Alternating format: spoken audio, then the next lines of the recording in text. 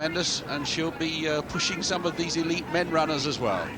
Emiel Puttimans of Belgium, we've already talked to. He wears number 2, and the interest in him, of course, he spanned 3 Olympiads, and in 1972 he broke, in 6 days, he broke Kaina's world record for 3,000 meters, he broke Viren's world record at 5,000 meters, Ron Clark's world record at 3 miles, and set an indoor world record of 13.2, which is really astonishing. Squire Yarrow, right in the middle of the picture, the president of the 3As, himself a former marathon runner, European silver medalist. Talking to him last night in the presence of many, he was saying, you know, when I run 2 hours 45, it was good enough to get a European silver medal, and there are some people way back behind this elite squad who will be looking for 2 hours 45 today. That's how much this event has moved on.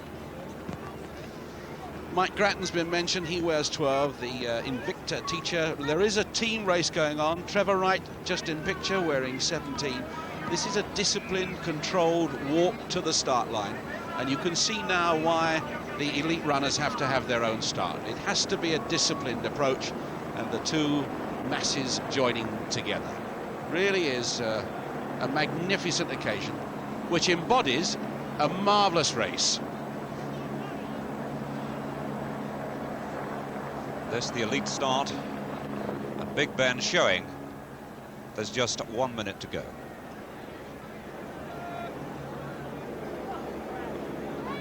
We're looking now at the start for the ladies, and the athletes who've become known as the Virgin Men, men who've never run a marathon before, and there are thousands and thousands of those.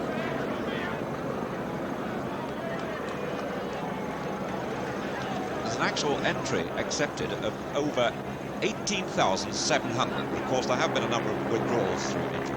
In the background, the statue of General Wolfe looking over the streets of London.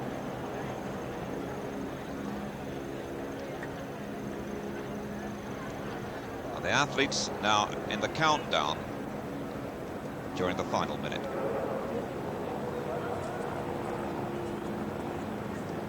These again, some of the experienced runners being brought forward to pack up behind the athletes who are racing for World Championship places.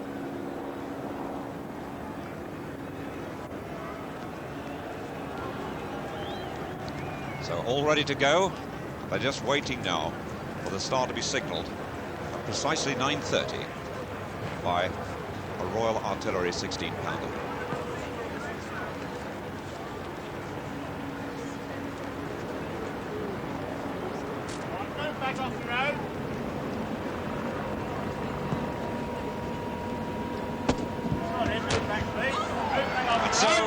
Away they go on this long journey of 26 miles, 385 yards. And as always, they go away very, very quickly indeed. Unless, of course, you're packed at the back and you have to wait your turn. Last year, the start took about 7 minutes to clear. But really, they've got it beautifully organised because the athletes are moving very smoothly indeed. A couple of the Africans breaking away.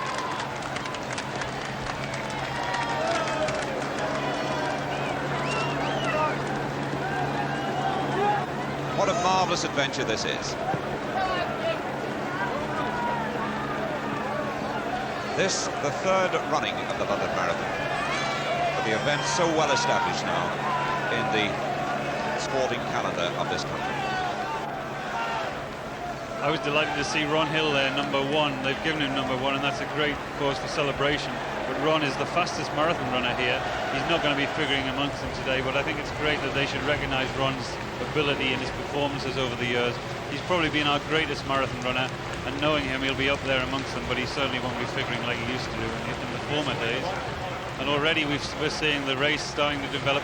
The Africans, the Ethiopians and the Tanzanians have gone straight to the front, and I remember they did exactly the same in the Commonwealth Games, those people. Dowie of Tanzania, one of the leaders there. And by the way, the athletes pouring through there on the slow start. The leading ladies already on their way. And don't forget, of course, they've got different routes, but they do converge after 3 miles. 89, Indi Mandoe. Emiel Puttimans is up with the leaders as well.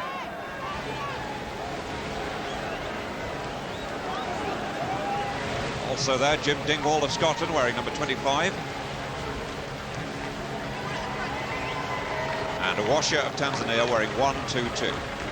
So the leader's breaking away, and they're approaching, I would think, about the half-mile mark, and we'll get the mile time. Because as we go through with the lead car, we should be able to pick up the mile markers. Now this year, a marker has been put out at every mile. Jim Dingwall on the left, bearded, wearing glasses.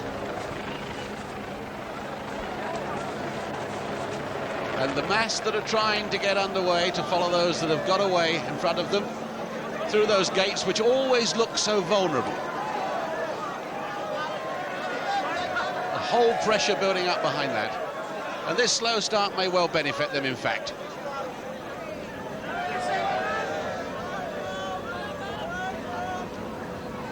There'll be a gap of about 6 or 7 minutes before the last people get across that start line, and some wheelchair athletes to follow them as well.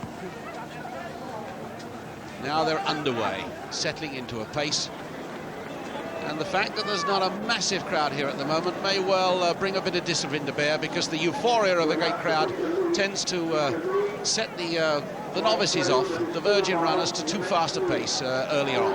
This will be controlled, and it's going to impose a discipline on them.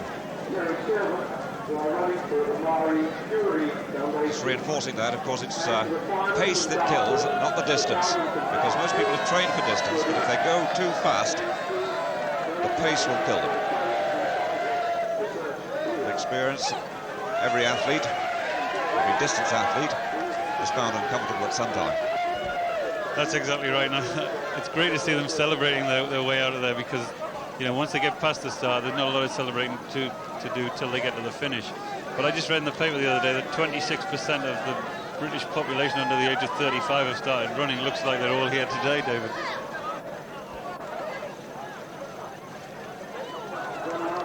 Well, the athletes have been on the way for about 4 minutes now. Next 30-40 seconds, they should pass the mile mark. Among the leaders there, Jim Dingwall wearing 25. In Mandoe wearing number 89, Ovin Dahl wearing number 7, who was second last year, the Norwegian.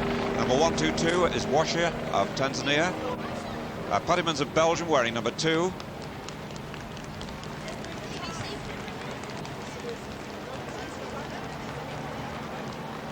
And the early stages of this race, very gently downhill. It's a perfect start for fast running.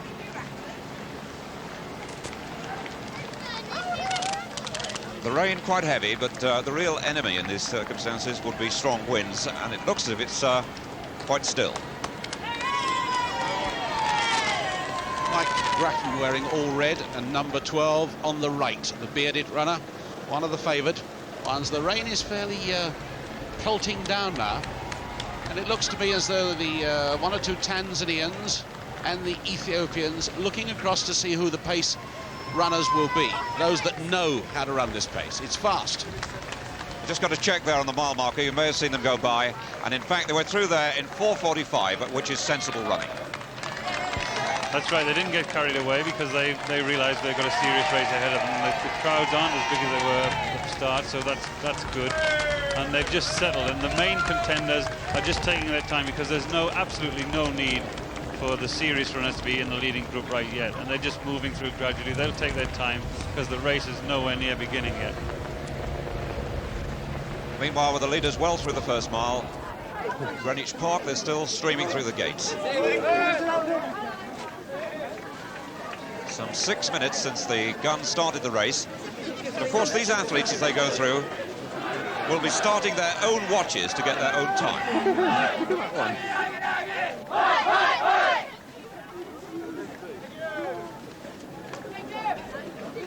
You were saying earlier, David, that many professions represented here.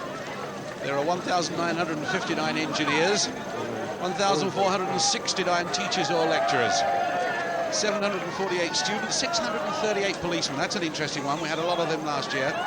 Over 500 civil servants, 175 doctors.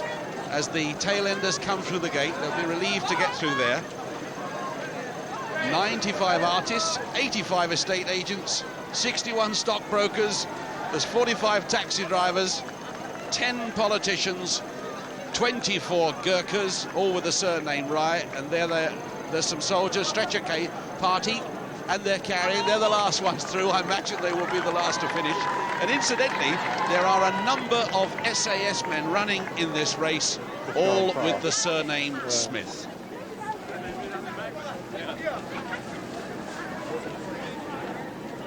A look again at the leading group. A couple of Ethiopians have joined them there, number 82 Balka and number 85 Kume. The Ethiopians only arrived last night, but after their performance in the World Cross Country Championships, which they dominated, they're bound to be a threat. And many of the countries, apart from Great Britain, using this as a World Championship trial. Emil Potterman's wearing 2. Since he switched to marathon running, he's been showing very good form indeed, including a 2 hours, 10-minute run in Rome. That is the scene at Greenwich.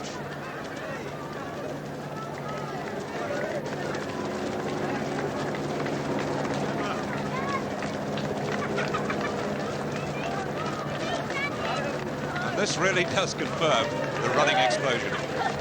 That's right. If you remember, it was 2 years ago, the London Marathon, which started it all, and since then marathons have sprung up all over the country. But this is the classic. This is the one that started it all, and this is the one that everyone endeavours to get into.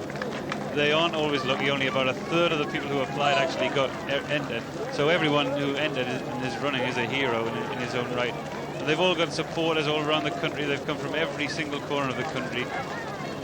And it's a great, colourful occasion, and the celebrations are, as I say, they're just beginning to start getting down to the serious bit of completing the 26 miles.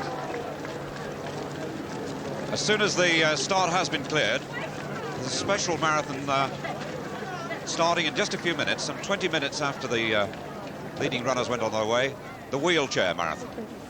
And I've no doubt at all, actually, that they'll catch some of the stragglers. In fact, with the first part of the course gently downhill, they're going to achieve such speeds that the police have decided that they're going to lead them for the first 3 miles in order to slow them down. But there's no doubt at all, in fact, they'll catch some of the back markers. Meanwhile, let's have a look at the leading group. And Emil Pottermans of Belgium, wearing 2, is the leader. Up there as well, the 2 Ethiopians, Balcha wearing 82 and number 85 Kume.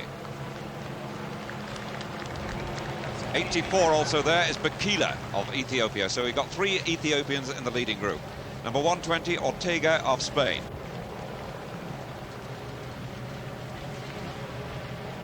There's the 2-mile marker, and we'll get the time in a moment.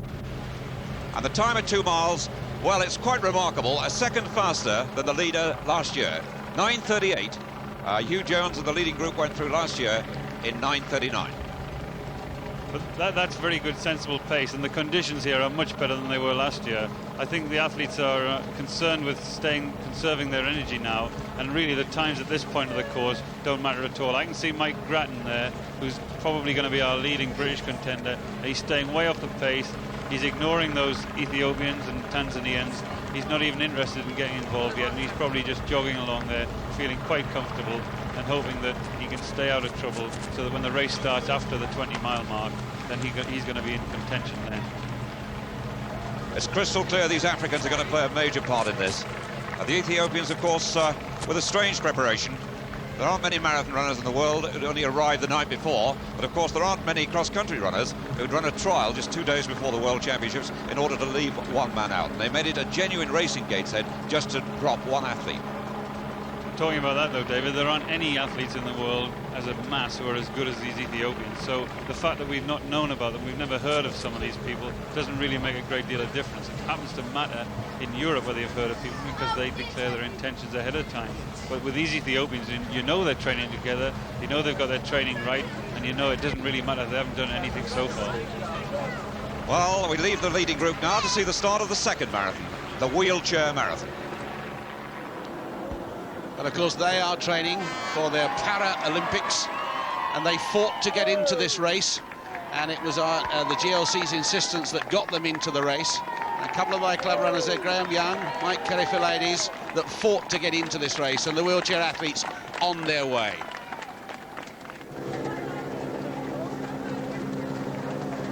Actually, I'm delighted that they've let the wheelchair athletes in there, because they are athletes in their own right. They train just as hard as the regular athletes do, and I know they compete just the same as everyone else does. They started after the main race, which I think is slightly the wrong way around. They probably should have, I would have suggested that they start ahead of the field. Then you wouldn't have the problems of them competing at faster speeds, because they'd be getting caught up only by a few athletes. But it's a good move that they're in this race, and everyone, I think, concerned with our sport is delighted that they can able to accommodate them. Hello, Mum! Hello, Mum, cries someone. And they're really thoroughly enjoying themselves, but the hard work still to come. Indeed, with the winner expected somewhere around the Big Ben finish in about 2 hours 10 minutes, we'll be watching athletes go through the finish for nearly 4 hours after that. This is around the Woolwich Barracks area. Emil Putterman's leading there as they go down John Wilson Street, and shortly the packs will converge.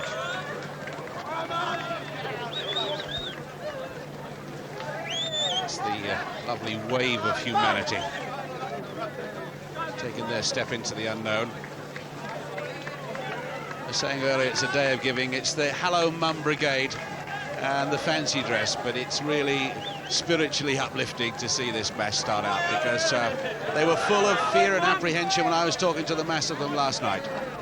There's the two sides, the two faces of the marathon, the elite racers honed to perfection, those who are setting out full of fear, as I was saying, but just hoping to survive. And many may not finish, but nonetheless it will be a day of success for them. I should think Mr. Puddimans will be looking around to see these Tanzanians and particularly the Ethiopians, because they are unknown. But the pack still friends. They'll make friends for life here. They will chat all the way around, or as long as they can, and they want to be seen because on it rides a lot of money, because they're being supported by massive charities throughout the land.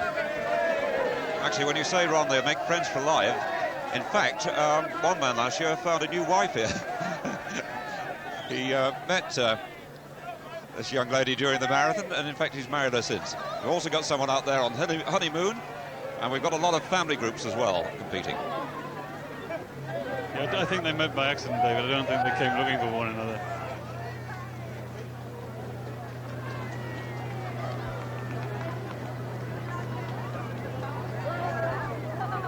Yeah, we're talking about families. There are at least 14 families with 3 members. You know, sort of mum, dad and one child. There are 6 mothers from Blythe in Northumberland who have 13 children between them. They'll be wearing pink baby doll pyjamas, and they're running for a baby unit. There's 6 sets of twins running there, 27 nationalities.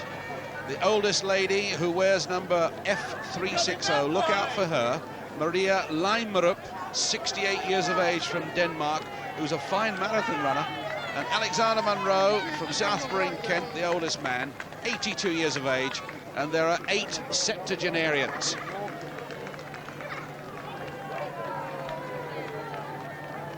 We've got news of the 3-mile time, 14:22 for the leaders, right on schedule for last year's pace, which was the fastest ever UK marathon at 2 hours 9 minutes 24 seconds. And there's a field, a small group there breaking away. Puttymans is 2, also there 82 is Balsha of Ethiopia, 85 is Kume of Ethiopia, and 84 Bakila of Ethiopia. So 3 Ethiopians in the first 4.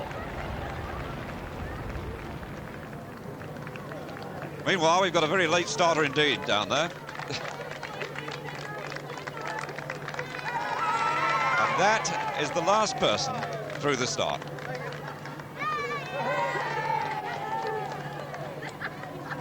The police following that last runner. And after that, the road will be open once more. There's a massive job of organisation.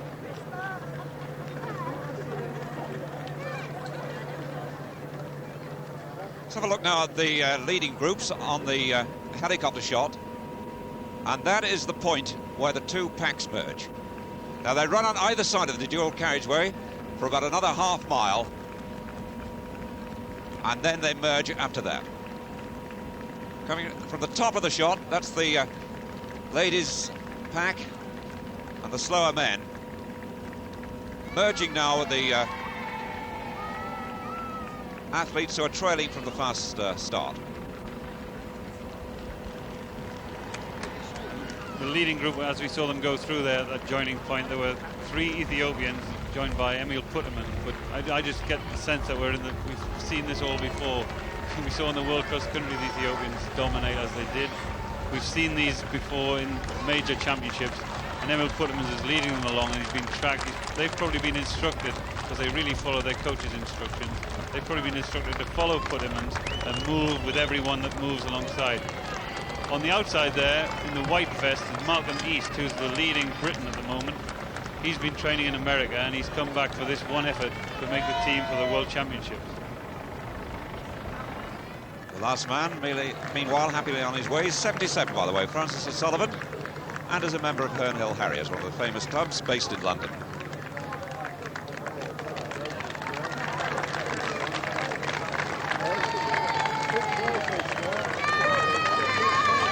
by the penny farthing rider, I think we saw last year.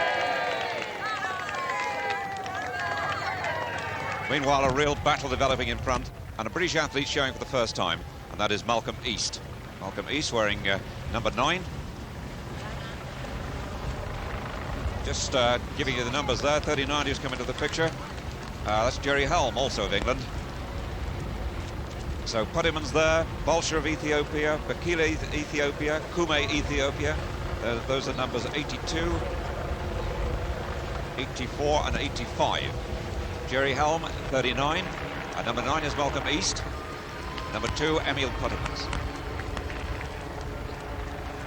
Second pack includes some more Ethiopians. Washa is there, and Jim Dingwall I can see as well for Scotland. But this leading group looks as though they're trying to get away very early in the race. 39, Jerry Helm of England.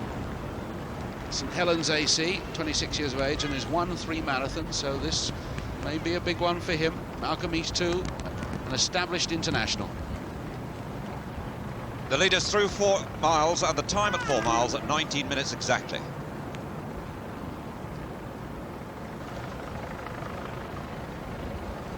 Ahead of the athletes, the crowd's waiting at Cutty Sark, the first of the famous landmarks just beyond the Naval College. And that's 6 1/4 miles.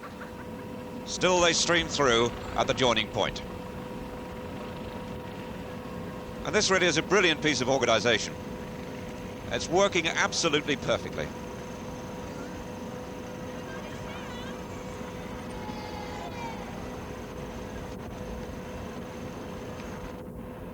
Incidentally, we've not seen any signs at all of Greta Weitz, who will be up with the leaders on the far side of the road. And indeed, Greta Weitz, if she does break the world record today, which she lost to Alison Rowe, will finish in the first 200 in the race quite easily. Looking at her form in the World Cross Country Championships, though, David, she's got to be capable of doing that. She'd be delighted about the weather, because she's really got a thing about hot weather. So she'll have been pleased when she saw the rain coming down this morning. She's got a few pacemakers and men who run around the time she's aiming at, who she knows and she's going to run with. So the conditions are set there for Greta, and I certainly hope she runs the way we know she can, because she certainly deserves that world record back. That's that marvellous piece of organisation, that merging of the 2 packs. And the organisation started the day after the last marathon, London Marathon finished. It is an incredible piece of work, and it will go on long into the evening. They may be regretting the rainy conditions, but it is salvation for the novices. It really is. And they'll be given good advice. There were all sorts of gatherings yesterday to advise them on what to do. The leading pack now, many of whom have already taken on liquid. They've taken water. 500,000 paper cups out there. Another piece of organisation, that, to supply them with water. And the key to that is to take the water long before you feel thirsty, and one hopes that that advice has got to the back. Well, 7 athletes there breaking away, about 20 yards clear of the chasing pack. There are 3 Ethiopians, 1 Belgian, and 2 Englishmen, plus Ortega of Spain. Ortega wearing 120. In terms of style, looking remarkably like Trevor Wright. He does actually, yeah. He's got that same kind of roll of the shoulders and the same kind of forward lean. In the lead there is number 2, Emil Puttemans, and I know Emil pretty well. He's one of the most talented athletes in the world, and yet he's probably the most lacking in confidence as has been seen in the times he's run in major championships. And if you look at him, he's looking around, glancing over his shoulder, watching other people's feet, and he's no need of concern at the moment because they're not racing yet. So he's just showing the nerves. He's just showing the nerves that I think stop him from being one of the great athletes of all time. But maybe the marathon is the event that's going to launch him back into that arena, because he's only run 1 marathon. He ran it in Rome last year, and he won it in 2 hours 10 minutes. So maybe this is his second attempt is going to be as successful as his first. Actually, I think Emil has run 2, Brendan, but the last one was the fastest. That was in Rome last May when he did 2 hours 10 minutes 14 seconds. In fact, he was faster than that, but the course was remeasured and found to be just over 100 metres short. So we're talking about Puttemans wearing number 2. European record holder, of course, on the track, and world record holder during his career. It's interesting there, though, that the leaders have now been caught. Well on the way to Cutty Sark, the first famous landmark, which is at 6¼ miles. Just another word about Emil Puttemans, that is. He's 35, from Louvain. 5'7.5" and 9 stone. And if you look at that leading bunch of athletes, you'll find they're all fairly lean and mean. There's not a man over 11 stone there. That's Mike Grattan coming up with a beard. 1 or 2 fairly broad-shouldered, but they've been pared down and honed by their training of something like 100 miles a week. There are not too many heavyweights here. My heart will go out to the heavyweights at the back of the field who were brave to compete and did well. I remember one man I'll be looking out for again who finished the race last year at about 16 stone. He, for me, was an absolute hero. But these are the racers.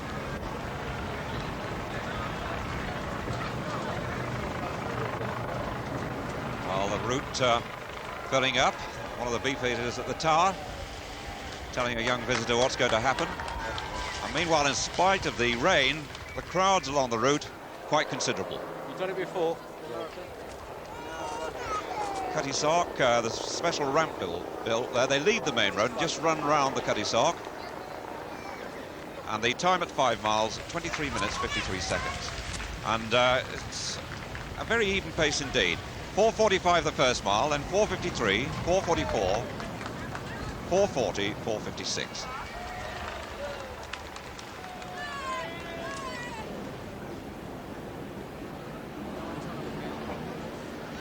They've still got a long wait at Tower Bridge, which is the 12-mile mark.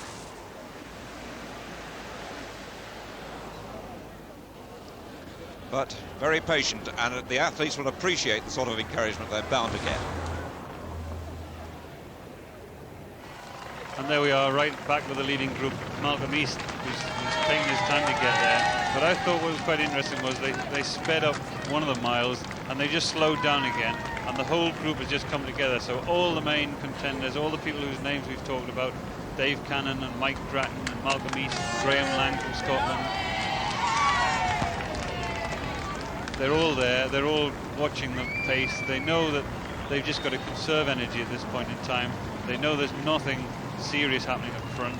If the Ethiopians had made a move, they probably would have let them go, because they would know that if they're running at 4:45 or 4:50 pace, that's well fast enough to contend. Just spot some of the numbers for you there. Number 26 is Graham Lang of Scotland, well-known distance runner. 120 Ortega looks very strong indeed, the Spaniard.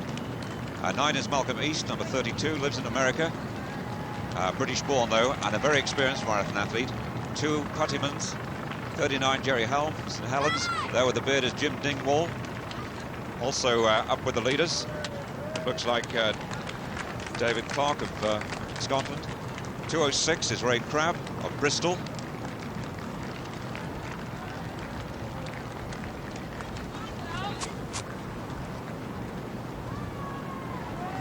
See Mike Gretton up with the leaders. He was third in the Commonwealth Games and, of course, third in this race last year. Mike Gretton wearing number 12.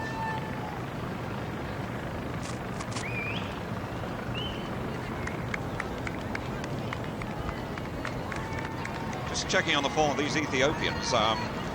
Balshu, who wears 82, has done 2 hours 11 minutes. Very useful indeed. One of the fascinating athletes is number 85, is up with the leading group, Hinda Kume, who was fourth in the International Junior Cross Country Championship last year, but no marathon form at all. But they pitched them in very young, Brendan. That's right, and they know exactly how to do it. I mean, I wouldn't be surprised if we saw him up there, because we saw his junior compatriot win the World Cross Country, and we hadn't had any form from him except for the junior the year before. But I look at Puttermans, he's in the lead, he's looking over his shoulder again, he's obviously nervous, he's starting to step up the pace a little, because he doesn't enjoy running with people around him. He likes to whittle the field down to 3 or 4, so that he then can concentrate on his own race. But he, as I say, he's glancing down at either foot and at either side, and then he's just being tracked by those 3 Ethiopians. Puttermans appears to be surging as they're now approaching the Royal Naval College. What a lovely sight that is. The gap there, in order for the view not to be spoiled of the Thames from Queen's House.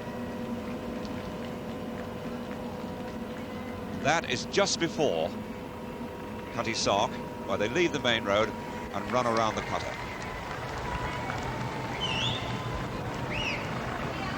Looks actually as if that surge is starting to slow down, but there are 4 with about a 10-yard gap, and Putterman's weaving all over the road. That's right, when he set off he put a little bit of a burst in, but they tracked him and he wasn't very happy that they just sat right behind him, so now he's messing around, he's zigzagging across the road. As I said, he's been looking over his shoulder all the way. I don't know why he doesn't just step behind him so he can look over his shoulder and see them in front of him, but no, he's got that funny idea that he's got to be in the front, he's got to be competing from this early on, and there really isn't any need for it. I mean, that was an absolute waste of energy, because they've now been caught by the main group and they've wasted their energy in doing so. Actually coming across the near side to collect some liquid is Graham Lang of Scotland. Good view of the feeding station routine there, and over 500,000 cups out on the course, and a feeding station from here on every mile. Liquid absolutely vital even on a wet day like this, because the runners over this long distance suffer at the later stages dehydration.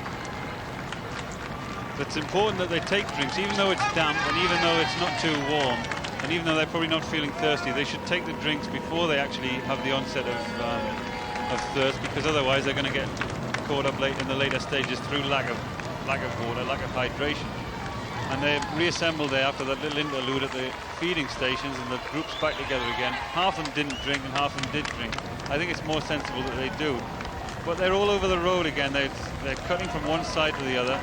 And the more sensible ones are the ones who are just laying off the group and just sitting at the back of the group and not getting involved with this messing about. Well, there, the signal that the leaders are approaching Cutty Sark. Just passing the Royal Naval College and Queen's House, and that is at about 6 miles.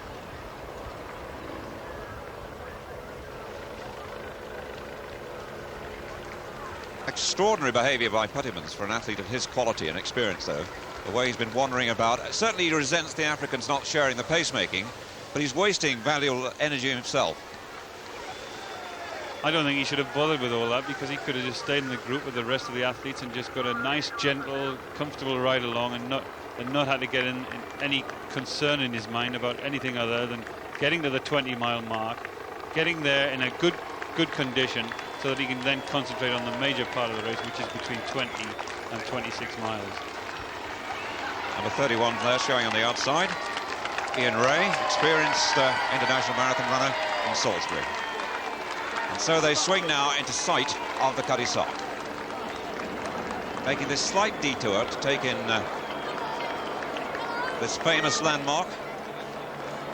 And I say landmark because it's not actually in the water.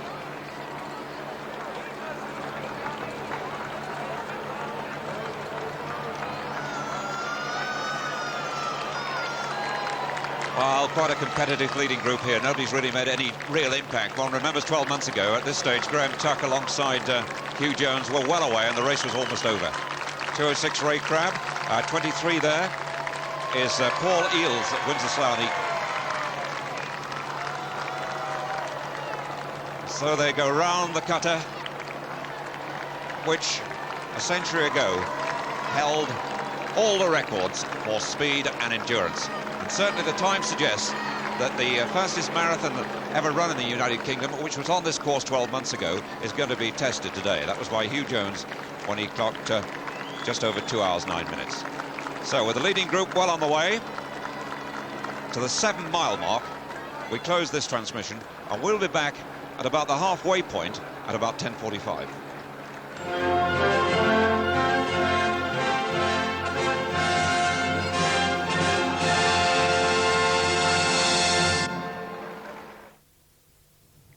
In 15 minutes, you can join in our Sunday worship. This is the day. There came a loud...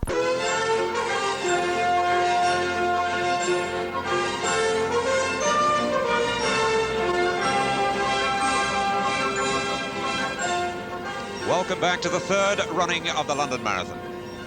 And on Tower Bridge, the athletes streaming through just after the 12-mile mark. But meanwhile, way ahead of these runners, the leading group fighting it out at a very fast pace indeed.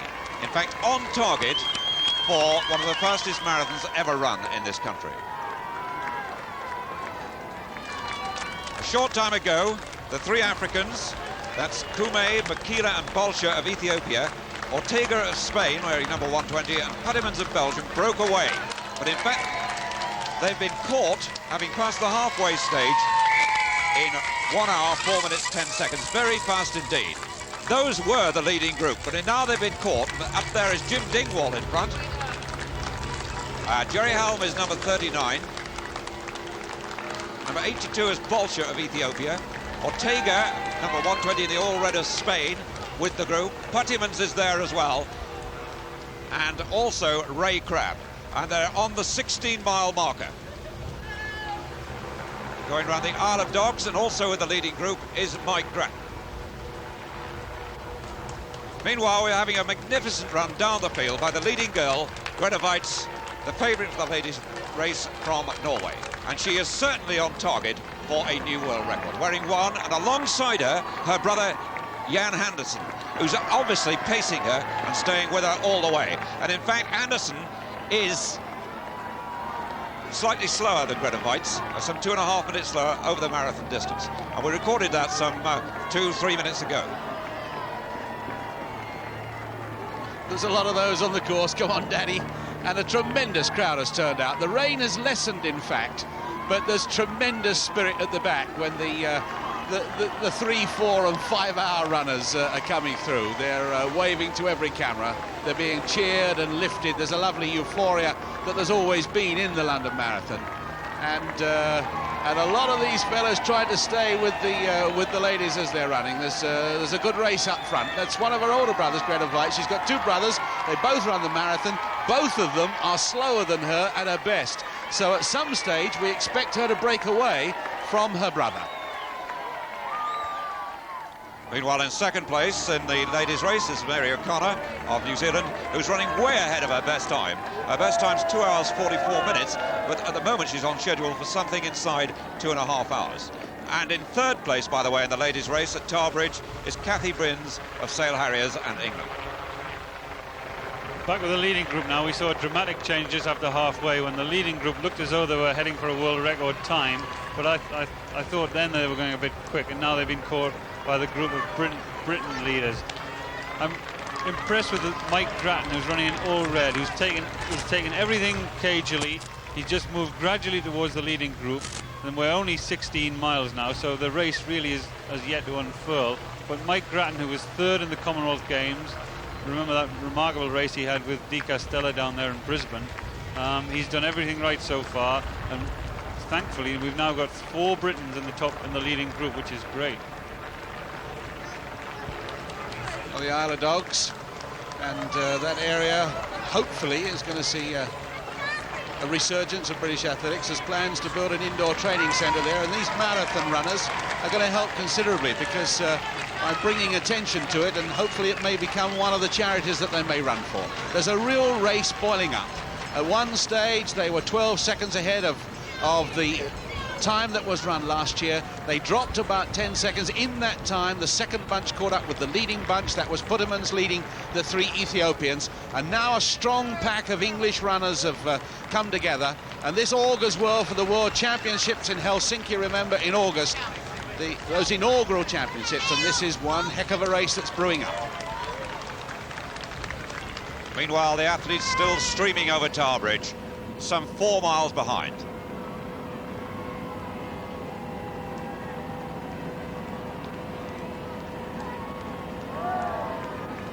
Marvellous shot of the colourful stream, stretching back now for some 6 to 7 miles.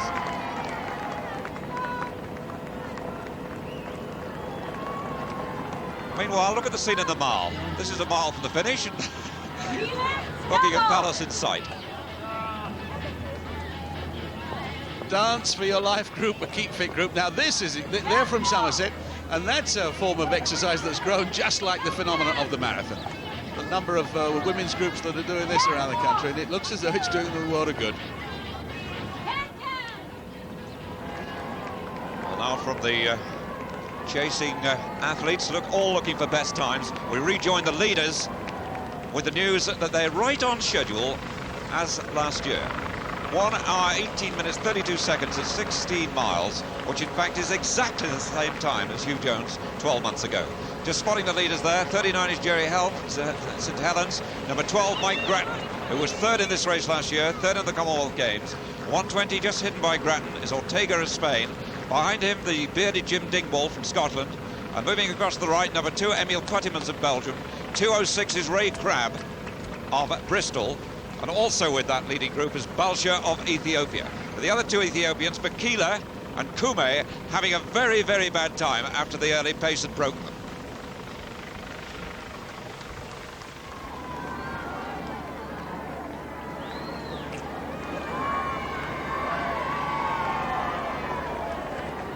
Tower Bridge packed with spectators.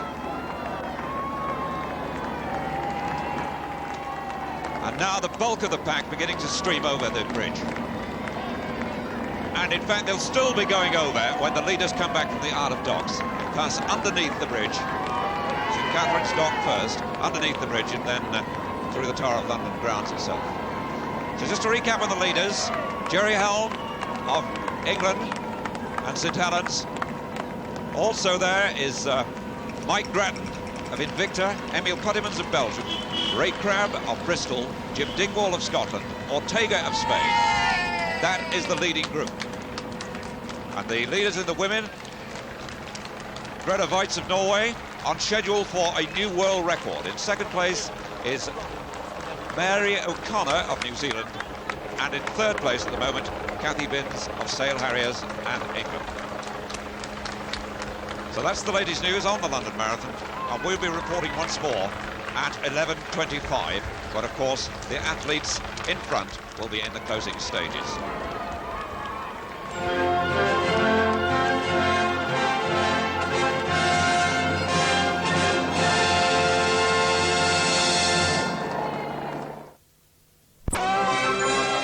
The start of the London Marathon at 9:30 this morning.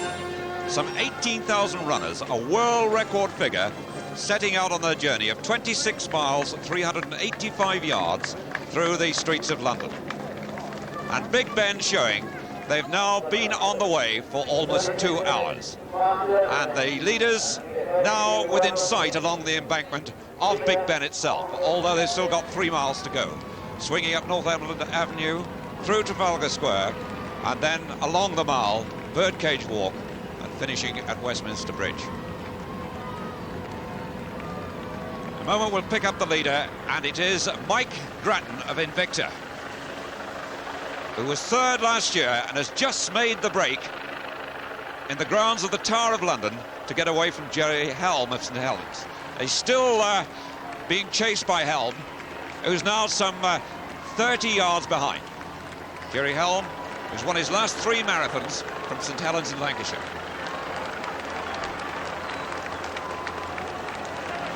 Mike Grattan, coached by Cliff Temple, one of the most durable marathon athletes in the world.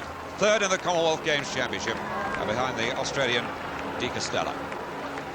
And really, he wasn't panicked in the early stages when the pace was very, very fast indeed. In fact, at the halfway stage, they were almost on schedule, the leaders, 3 Africans and Puttymans of Belgium, for a new world best time.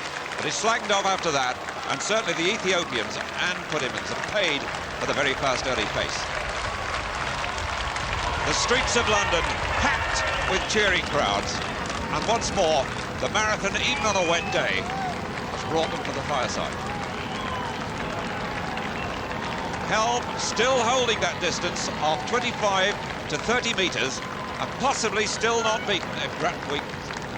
Along the embankment there, of course, you can see in the distance the welcome sight of Big Ben, but then he has to go on a loop up through Trafalgar Square, back along the Mall, Birdcage Walk, back past Big Ben, to finish on the far side of Westminster Bridge.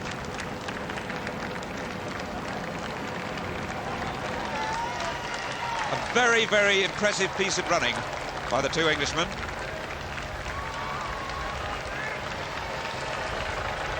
And they've got well away from Vulture of Ethiopia, who dropped off just before St Catherine's Dock at about 22 miles. Ron Pickering. Well, the rewards are going to be considerable for these two, Mike Grattan there and Jerry Helm. If they maintain this and come in 1 and 2, they will be representing Great Britain at Helsinki. And the rewards too are financial, because nowadays there is considerable reward will go into a prize fund for them to support them in after their athletic days are over. And that's important because Mike Grattan, a teacher who recently taught at the Archbishop's School in Canterbury, has just resigned as a teacher to become a full-time runner, formerly with Folkestone AC, then Brighton, now with Invicta, who are looking very strong in the team race, because many of the clubs have got teams out of 4 runners, 3 of whom will count towards that team prize. Their aggregate time will be taken. And he started his athletic career in the English Schools Athletic Championships, as many of them did. 3 times he represented his county in the 1500 metres. Then he won the 5,000 metres way back in 74. In 1977, he broke 3 bones in his foot and was out for a good while. He's becoming steadily improving since then. Late choice for the Commonwealth, 3rd place. Been recently doing 120 miles a week in training, and delighted that that it's raining and not sunny, because he's one of the sufferers from hay fever. Mike Grattan, the leader. Just going under Waterloo Bridge, and by the way, Mike Grattan is on the way, possibly, to the fastest marathon ever run in this country. The best time was set by Hugh Jones on this course last year, but as they passed 24 miles, he was about 15 seconds within that record. Brendan Foster. Well, I noticed when he went past 24 miles, he checked his own watch, so he'll know exactly what he has to do over the last 2 miles to collect that fastest time. And he'll be conscious of it, because he's prepared religiously for this race. He ran a great race in the Commonwealth Games back in October of last year, where he took a bronze medal. And he's done nothing other than prepare for this race. And knowing Mike and knowing his coach Cliff Temple, they'll have talked this one through. They'll have decided exactly what they want from this race, and he's already on the way to doing that. I'm really impressed with his form. He did everything right in the race. He let the leaders go, and he didn't close up on them until he was ready to do that. And he looks as though he's going to take the reward for his considerable amount of training. The range of ability quite remarkable in this field.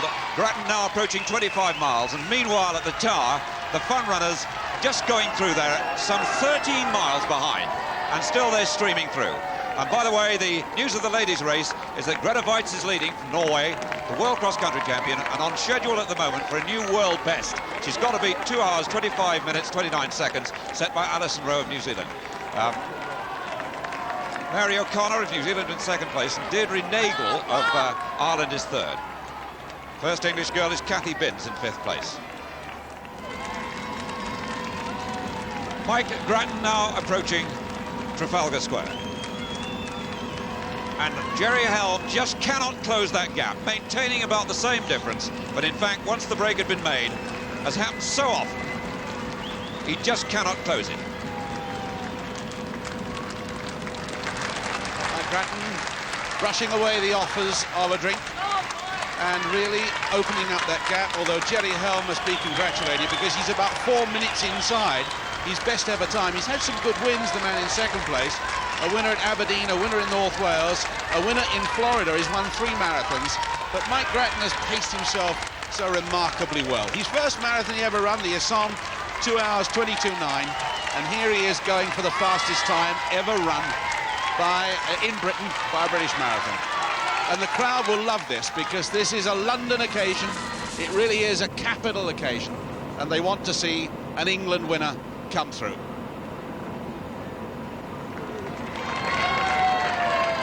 It's a reminder of the leading girl, Greta Weitz, going through St Catherine's Dock, which is about 22 miles and just over 2 hours 2 minutes. And indeed, if she can keep going at this sort of pace, she's lost her brother, by the way, who was pacemaking with her, Jan Anderson. If she can keep at this pace, she could run the fastest time ever in the world by a woman. Meanwhile, the leader is now in the mile.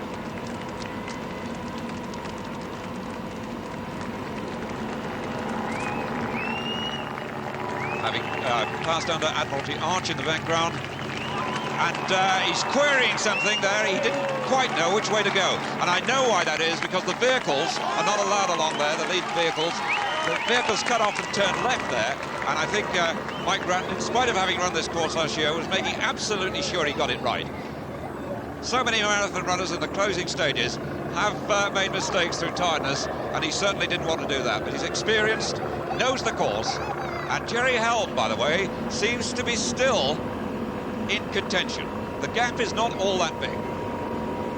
I think we still have a bit of a race because they have about 2,000 metres to go. That's just over 1.25 miles, and they are coming down the mile. They had that little bit of disturbance there about exactly which way they were going to go, but as we come in closer, they've got to turn left at the top of the mile. That must be one of the most pleasant experiences for any athlete, to run down the mile having done 25 miles there of the London Marathon, and to be received with such a crowd as there is, and Malcolm East there going through there to enjoy the support. So actually, that's a runner who's appearing in the picture for the first time. Number 70 is Jorgensen of Denmark, who hasn't been with the leaders. I'm not quite sure where he's placed. But Greta Weitz on her way past Traitors Gate.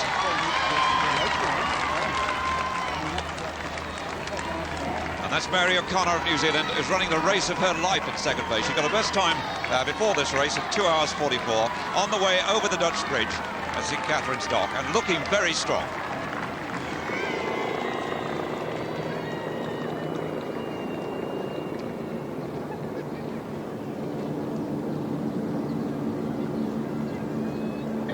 Don't get a cue like Ricky. That's the group chasing the leaders.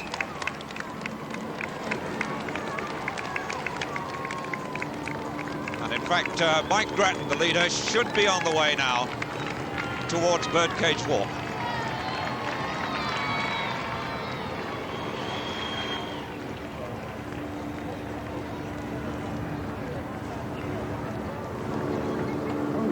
Grattan looking so powerful and so relaxed as well.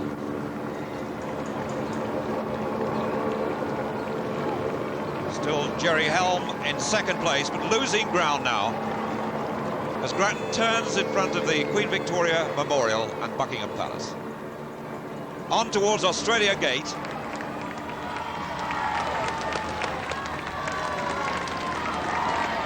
And entering the final half mile. this is a really impressive run by Mike Grattan, and he's probably still pushing on because he knows he can run faster than last year's time if he just keeps it going, because he's been checking his watch all the way, and as I said earlier, he's prepared only for this race, so he'll want a time out of it, and he's heading for that at the moment. He's taking on the support of all the spectators, and he's really enjoying the last mile or so of this race. Well, looking at that time, he's running quite a remarkable race. The course record set by Hugh Jones last year at 2 hours, 9 minutes, 24 seconds, and surely that's going to be broken. And that was the fastest ever marathon in the UK. But in fact, the world's fastest ever time was by De Castella of Australia at 2 hours, 8 minutes, 37 seconds. and he could be close to that if he can keep going. He's certainly got a little bit of running to do to catch that world's best time by De Castella, but he knows how fast he's got to go. And I think you've got to remember how good Jerry Helm's run. He's won 3 marathons in the last 6 months, but he's never ever run as impressively as this. And it's a great run in second place, and it's a great day for British distance running to have first and second in this, the London Marathon. Actually, the time I gave you before the season's fastest, set in Rotterdam last week by De Castella, the all-time ranking list shows Salazar of America in front, 2 hours, 8 minutes, 13 seconds. Looks if Grattan might just miss that, but his real target, of course, is going to be a British best. Well, Mike Grattan's, there's the first of the Ethiopians, but Mike Grattan made his name through running very good 10 miles on the road, the Tunbridge 10, the Worthing 10, the Faversham 5 and 17 miles, and he's gradually progressed through to the marathon and has timed this beautifully. What a good representative, and the number 1 and 2 that we'll have in Helsinki. Remember, we've still got the choice of Hugh Jones and a whole number of others to take 3 to Helsinki, and our marathon strength and depth is looking as good as it's ever been. Notice Bolsha of Ethiopia, who was up with the leaders for so long, they're back in 5th or 6th place. And Grattan breasting the hill, so close to Big Ben, and the finish on Westminster Bridge.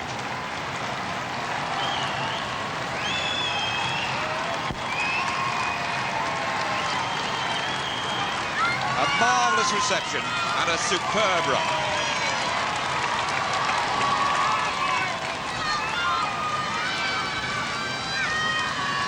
The best ever run the marathon distance by a UK runner was Ian Thompson in 1974, 2 hours, 9 minutes, 12 seconds. And Grattan has the finish in sight.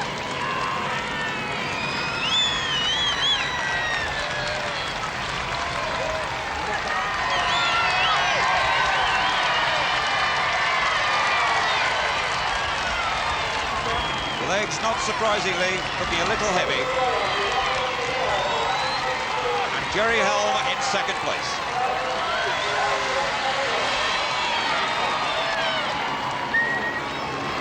Really driving himself forward.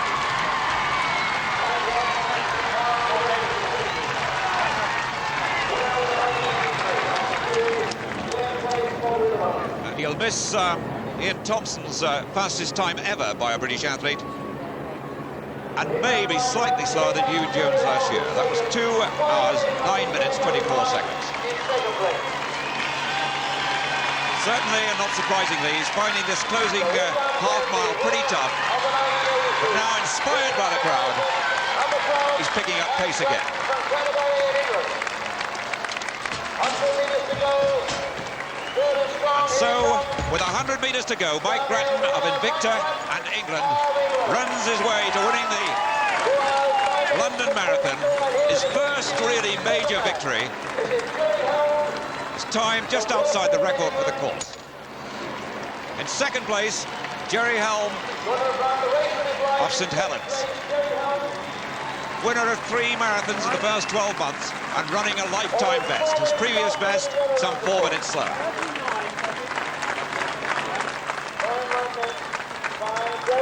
And those two certain to go now to the World Championships in Helsinki. Now, who's going to be 3rd is the next question.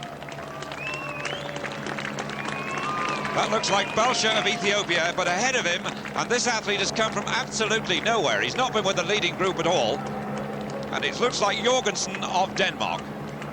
Come through very late indeed. His best previous time was 2 hours 17. And he's really taken that apart. So Jorgensen of Denmark through very, very fast in the closing stages. We've not seen him in touch with the leaders at any stage in the race.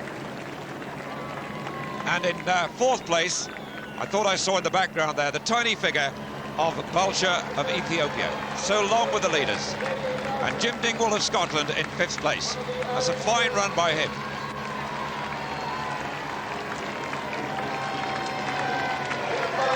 Balsha, whose best time is 2 hours 11 minutes, won the Montreal Marathon in 79-81, but broken when he was really attacked with 4 miles to go by the two Britons.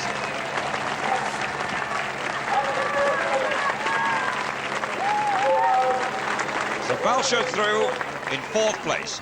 Jim Dingwall with what is certainly a personal best time comes through to finish 5th.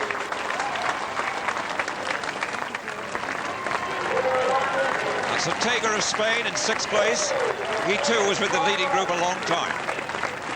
And there, coming through late, was Martin McCarthy of Oxford City. Looks like the familiar figure of Trevor Wright in the white. And Emil Puttymans of Belgium racing in for the line. And Wright looks across. Trevor Wright, I think, finished 3rd in this race 2 years ago. Now lives in New Zealand. So Puttymans, who was forcing the pace in the early stages, paid for that, just beats Wright to the line. And by the way, Trevor Wright's wife, Rosemary, the former Commonwealth 800-metre champion, is also in this London Marathon. That's Dahl of Norway, who was 2nd last year. His time 2 hours 12 minutes 42. It's a fraction slower than last year. Dave Cannon, Brendan Foster's clubmate at Gateshead, one of our international athletes of last year. Dave Clark, Scotsman. And meanwhile, way back at Tower Bridge, they're still going across there, and they are some 14.5 miles behind the leaders. Well, now we join Bob Wilson with a familiar figure. Eric, you're looking very comfortable this morning. Well, it's a bit tough with the rain, but I haven't got the blisters this year that I had last year.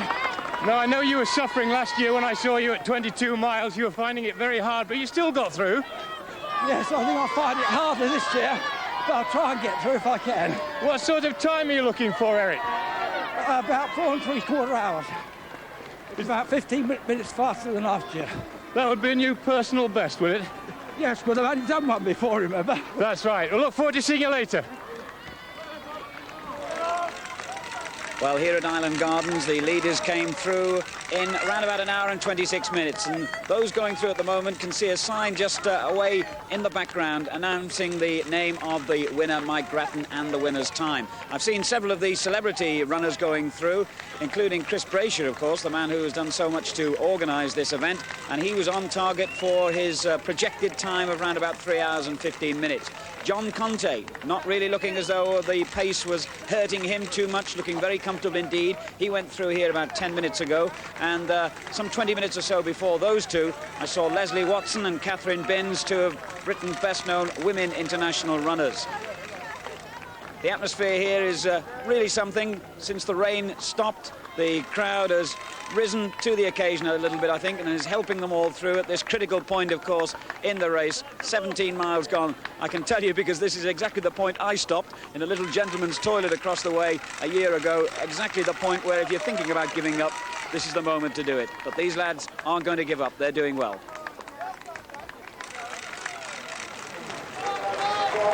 Meanwhile, the scene from County Hall. Looking across Westminster Bridge, where they're streaming in at the finish.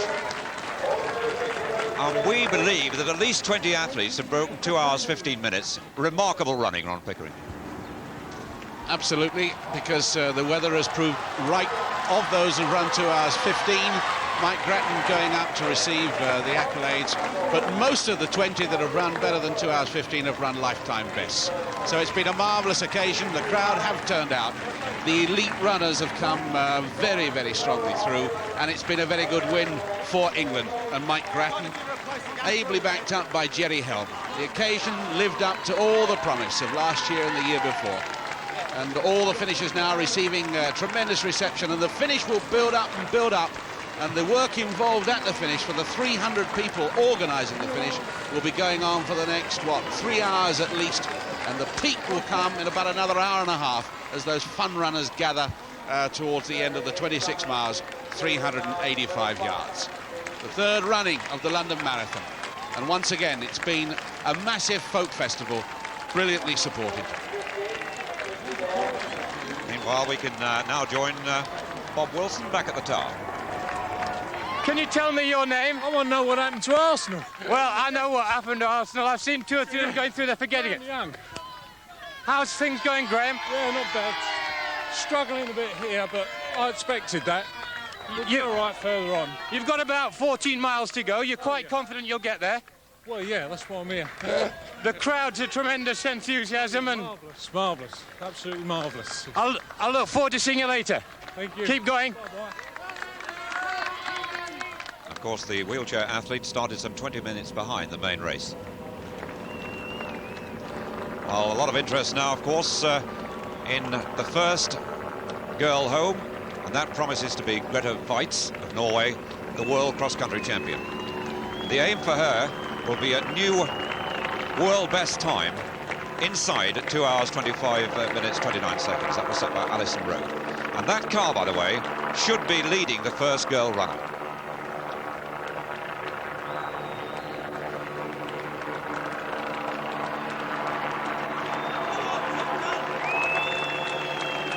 And Grete Waitz, wearing number 1, is there on the left of the picture. Pace for so long by her brother, Gianna Anderson. But he's some 2 to 3 minutes slower than Grete, and she dropped him at about 17 miles. The only marathon runner, I think, that would have been discovered by a 300-foot javelin thrower.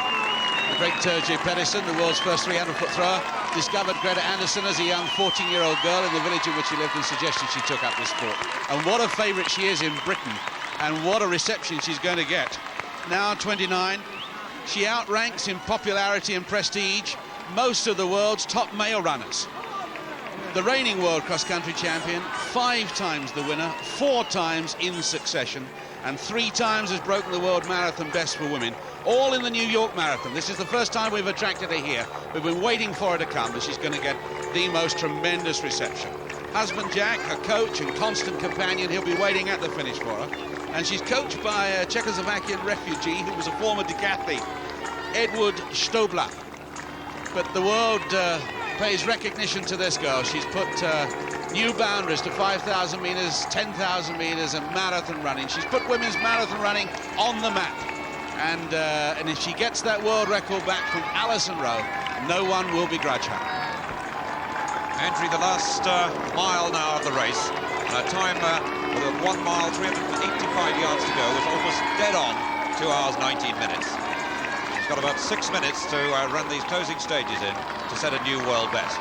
Meanwhile, we can go back once more to Bob Wilson, who's one of the more unusual competitors. Can I come in amongst you, lads? Yeah? What's all this about? We just decided to do it for a bit of fun, see it for a challenge. We're in the TA at Stoke-on-Trent, 224, and we thought we'd do it for a challenge. How's your patient doing here? He's knackered. He'll be walking before long, though. Keep going. Thanks a lot. So from the unusual to the expected. Grete Waitz always the favourite for this race. She's had some knee trouble, by the way, after the World Cross Country Championship. But she was telling me yesterday it hasn't affected her a great deal. It certainly hasn't affected her training. That's the second girl, and she's running way ahead of her best form, Mary O'Connor from New Zealand. Looking at both Grete Waitz and Mary O'Connor, you've got to realise that they're running amongst some good club runners from Britain.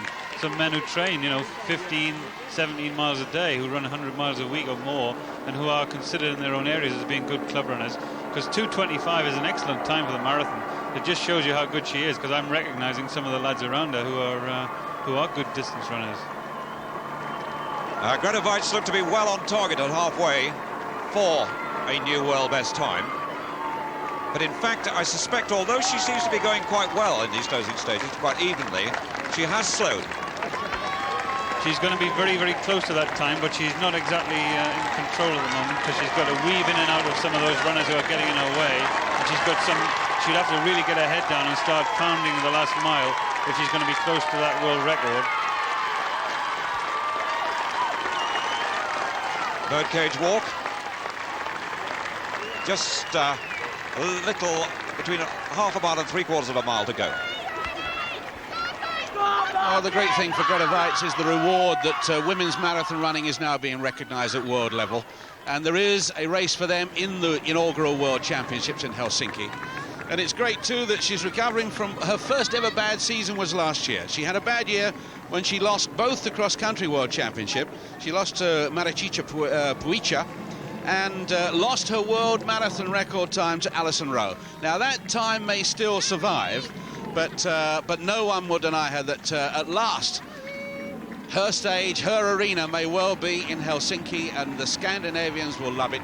She's Norway's outstanding athlete, and if when she goes to Helsinki, she may well make that the last race of her tremendous career.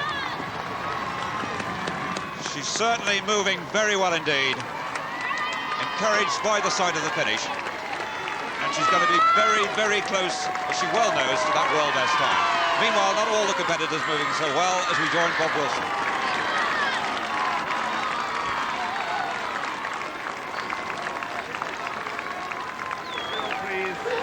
Well, actually, we were hoping to pick up Bob Wilson, but we can stay instead for a glimpse of one of the great marathon runners of all time, Ron Hill. This is his 70th marathon, Ron Hill, and he's run the equivalent in racing terms of 4 times around the world. Now a vet, I think Ron's, 42, and his 70th marathon. Tremendous record, European Championships and Commonwealth Games, and another man that's been responsible for putting marathon running on the map. Spans a great career, and rightly wears the number 1. Ron Hill from Bolton. PhD, Dr. Ron Hill. He's a textile engineer, but really he ought to have a PhD for marathon running. He really is one of the most respected runners in the world.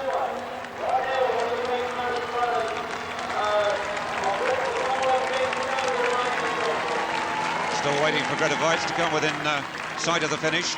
There's no doubt that the second girl, by the way, Mary O'Connor, is going to run a very fast marathon indeed. She too, O'Connor is now in Birdcage walk.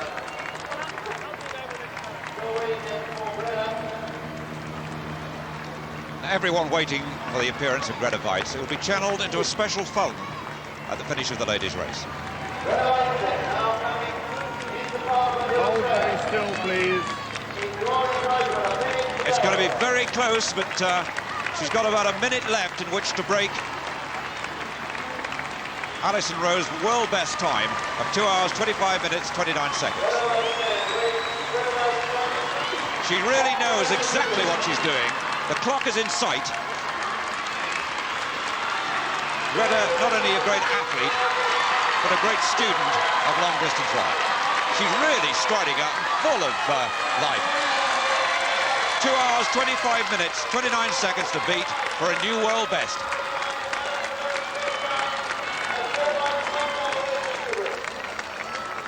She's got to be tantalisingly close. Comes across the road for the separate finish for the ladies.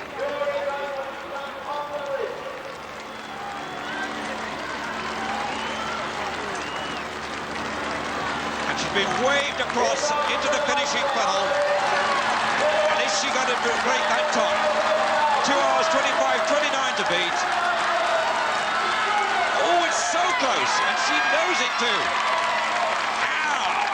After 26 miles, 385 yards, she's beaten the world best time by a single second.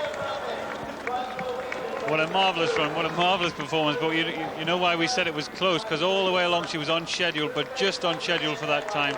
But what a marvellous run. It's going to be down to the 10th of the second, but it looks as though she's actually done it. Tremendous performance. She had everything going for her with the conditions today, and just 1 or 2 of those athletes got in the way over the last half a mile, and she was... It was quite frightening. So from Grete Waitz winning the women's race, we can now join the winner of the men's race, Mike Grattan, talking to Desmond Hynam. Thanks, David. Many congratulations, Mike. You look comfortable all the way. I didn't feel comfortable. I must admit, I was a bit worried at halfway that they're going away and they wouldn't come back, but in the end, my pace judgment proved right. Third last year, wasn't Yes, it? That's right. So a distinct improvement. Yes, 2 minutes, almost 2 minutes, I think. So Were you happy with the time? more than happy with the time. I think I was aiming at around 2:10, so to get under 2:10 makes me a world-class athlete at last. So. You seem to have recovered well. You do when you've won. I think if I'd been third or fourth, I might not have recovered so quickly. What were conditions like out there for it this morning, in your opinion? They were very cool, very comfortable for marathon running. A little bit windy on the way back in patches, but not too bad otherwise. What sort of preparation did you put in for this? Well, I've trained an average of 110 miles over the last 15, 20 weeks, so plus obviously years and years of background. Yeah. But I've trained harder for this race than I did even for the Commonwealth Games last year. And any family here watching you today? My brother's around somewhere. I don't think he's here, and girlfriend's over there somewhere. Yeah. So they'll be searching for me in a few moments. And a nice moment for you as you came in there. Tremendous welcome. Yes, very pleased. The last 2 miles, the crowd were delightful. It just lifts you completely. And all the way through, I would imagine. Yes, it's a bit patchy around the Isle of Dogs, a bit lonely, but then you're in the group. But you need it in the last 2 miles when you're starting to feel very, very tired. This means, of course, the World Championship for you. That's right, Helsinki. Yeah. And that's what really matters. Yes, that's right, doing well there. If I repeat that time there, then I'm in for a medal, I think. Well, do you like competing in this kind of event, which is a sort of event for everybody, compared to a pure marathon? It was very nerve-wracking being on home ground and being dubbed the favourite before. I didn't know quite how to handle it. It's easier than running, say, Commonwealth Games where you've only got 20 or 30 athletes of very high calibre. And if you get tailed off in that situation, then you're lost. But here you've got so many runners early on to run with. You never get to that position where you feel that you've been dropped. Well done, Mike. Many congratulations. Well, now from the winner, Mike Grattan, to a competitor in trouble with Bob Wilson. Now I've got with me Neil Woodhall from Birmingham. Neil, everybody else is jogging away. You've got a smile there, but you look to be a little bit in distress, are you? Slightly. My legs gave up at about 10, and it's just a question of the will. Keep me going now. Are you going to pull through it? You better believe it. They usually say that the wall hits you at around about 17 miles, 20 miles, but this has hit you a little bit early, There's 14 to go. But I'll get round. I'll get round. Good boy. I'll see you later on. Good lad. Keep going.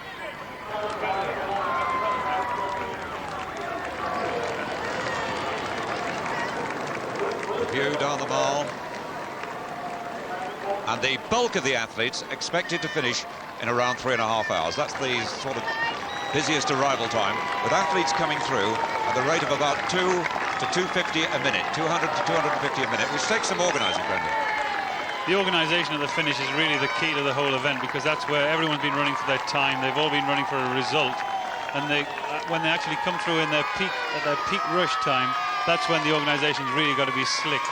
And it is slick, because the London Marathon people they've on 3 years, they've gone from nowhere to being probably the best organised finish in the country, and the computer's all plugged into that, so the whole upshot is a really slick computerized operation, and the results will start coming out sometime early this afternoon from the whole event. And now from these athletes who've got less than a mile to run, we go out to the Island Gardens on the Isle of Dogs, where they've still got some 17 miles to mark that. They've got some 9 miles left still to run. Here's Alan Parry. Yes, and the enthusiasm of the crowd isn't waning at all here, and neither is the enthusiasm of the runners. We've just seen the first 2 runners runners, that's a mistake, but certainly the first 2 competitors, I should say, in wheelchairs going through, and they received a tremendous round of applause from the crowd here. And also they were preceded by about 20 minutes by Jimmy Savile running in that famous Gold Lame tracksuit of his. How on earth he manages to get round this course dressed in such warm clothing is beyond me, certainly. But the girls here doing a marvellous job handing out the water as well. We've seen some marvellous outfits. There's a court jester just gone through. We saw a gentleman in a long dark overcoat a few minutes ago. And when you consider it's difficult enough running 26 miles, etc., then to run it in these kind of incredible costumes really underlines the enthusiasm, I think, and the dedication of these runners. Well, that's the 17 miles on the Isle of Dogs. There at the Tower, they're going through the 22-mile mark. Now, this is the tough patch for them. Psychologically, they've heard about the wall, and 17 miles, they're approaching that. And it's it's how to keep... you see, there's not a great crowd there to lift them, as was said earlier. Mike Grattan said the Island Dogs was a little bit lonely. And they've got to... Look, this is where Cramp is going to hit them, and they're going to see people around them in trouble. He's a big lad, and he's obviously got a bit of trouble there. And this is where they've got to fix their concentration on what they're doing.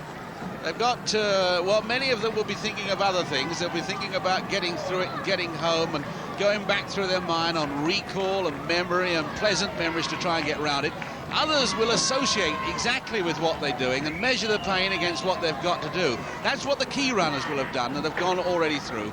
But this is 17 miles. They've a long, long way to go. Cramp is hitting them. The lactic acid is building up in those tired old legs. And of course, it's the legs that suffer. 75% of the accidents and problems that they get will be ankles, knees, and that's where it's going to hit them here. So they've got to help one another along through this patch. Just a limited crowd that are going to take them through it. They've got to remember what they set out for, pushing back the boundaries of the hitherto unobtainable. It's going to be one of those days. They know it's going to be painful, but they've got to lift themselves through this patch.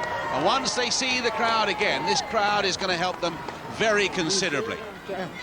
In England, in Germany, Berlin, Hanover, in Finland, in Gothenburg. You seem to have a nice rhythm going, nice gentle rhythm. Yes, yes. You're quite happy you'll get through? Yes, I'll have to get through, you see. Good, lad. We'll look forward to seeing you later. Bye. It's Klaus Bendig, who's 77.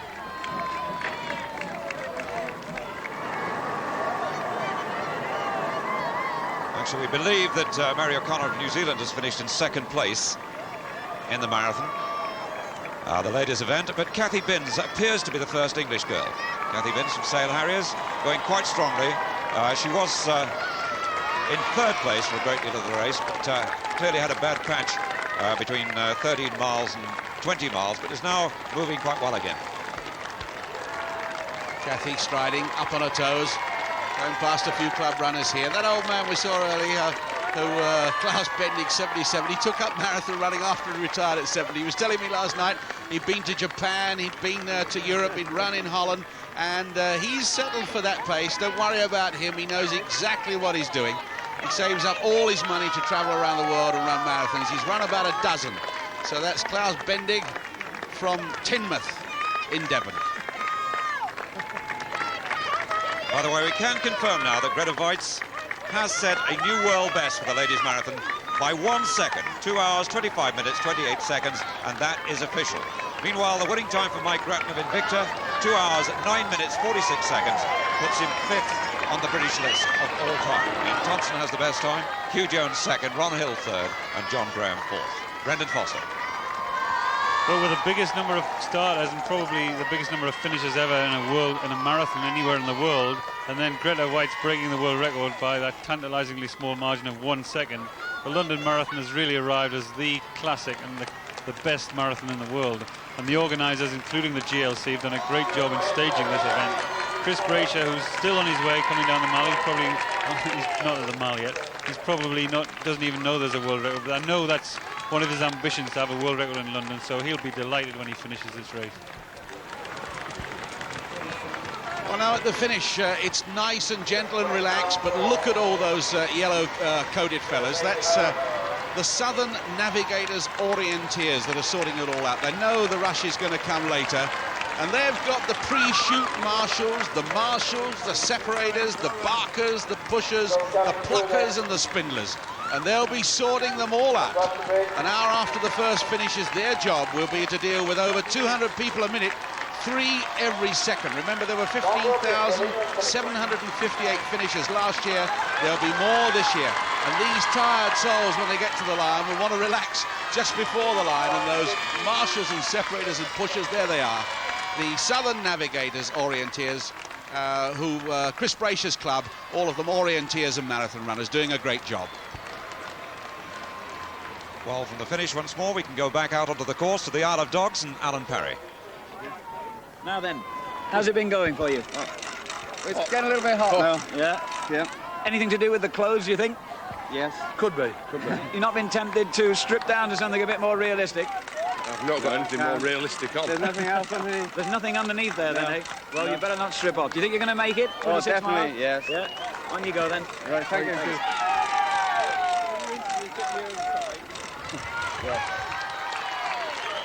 These are the people that have finished the marathon in Jubilee Gardens, wrapped in foil to keep themselves warm, and looking for their relatives, and proudly, no doubt, talking about the time they've achieved, Brendan. That's right, they'll all have their own stories, they'll all be heroes, they'll all have been telling how close they were to Greta Waitz and how she only passed them in the last mile and all that kind of stuff. But they are heroes because the time so far, 2 hours 36 minutes, is an excellent time for a marathon, and it's incredible the number of people in Britain who are able to run, you know, under 2 hours 40 for a marathon, because years ago there weren't even this number of people who actually could run 10 miles. A lot of footsore people knocking around, and blisters will probably be the biggest problem that the ambulance services have to deal with. So now we go through the Tower Bridge once more, and Bob Wilson. Now then, my love, what's your name? My name is Laura and I come from Italy. Are you going well? Well, so far, yes, and I'm sure I will make it, definitely. That's good. And what's your name? Sheila Smith. I'm a Londoner. Do you two know each other? No, we just keep meeting. But you're going to keep each other company from now on? No, we seem to keep catching each other up. Are you going to get back into a little jog? Yes, as soon as she lets us go. Let's see if you can get back into this jog. I'll come with you for 10 yards. OK? That might inspire you. Sure. Oh, you might inspire me. Off you go. See you later. Bye. And that's the best line of the London Marathon so far. We just keep meeting. Island Gardens at 17 miles, and still they're gratefully reaching for those cups of liquid. And meanwhile, Kathy Binns coming through to finish. Kathy, a member of Sale Harriers.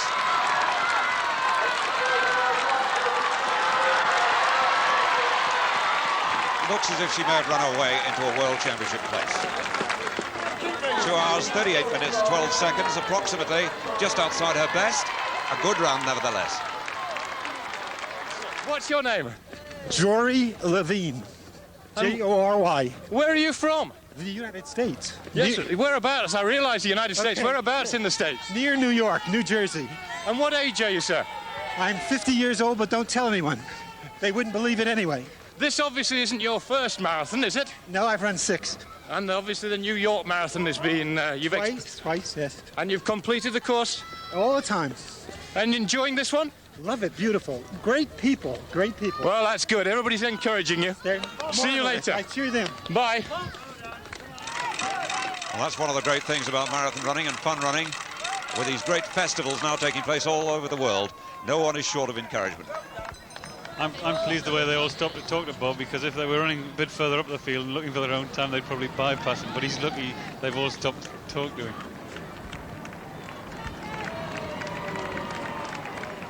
And now the crowd would be doing their celebrity spotting.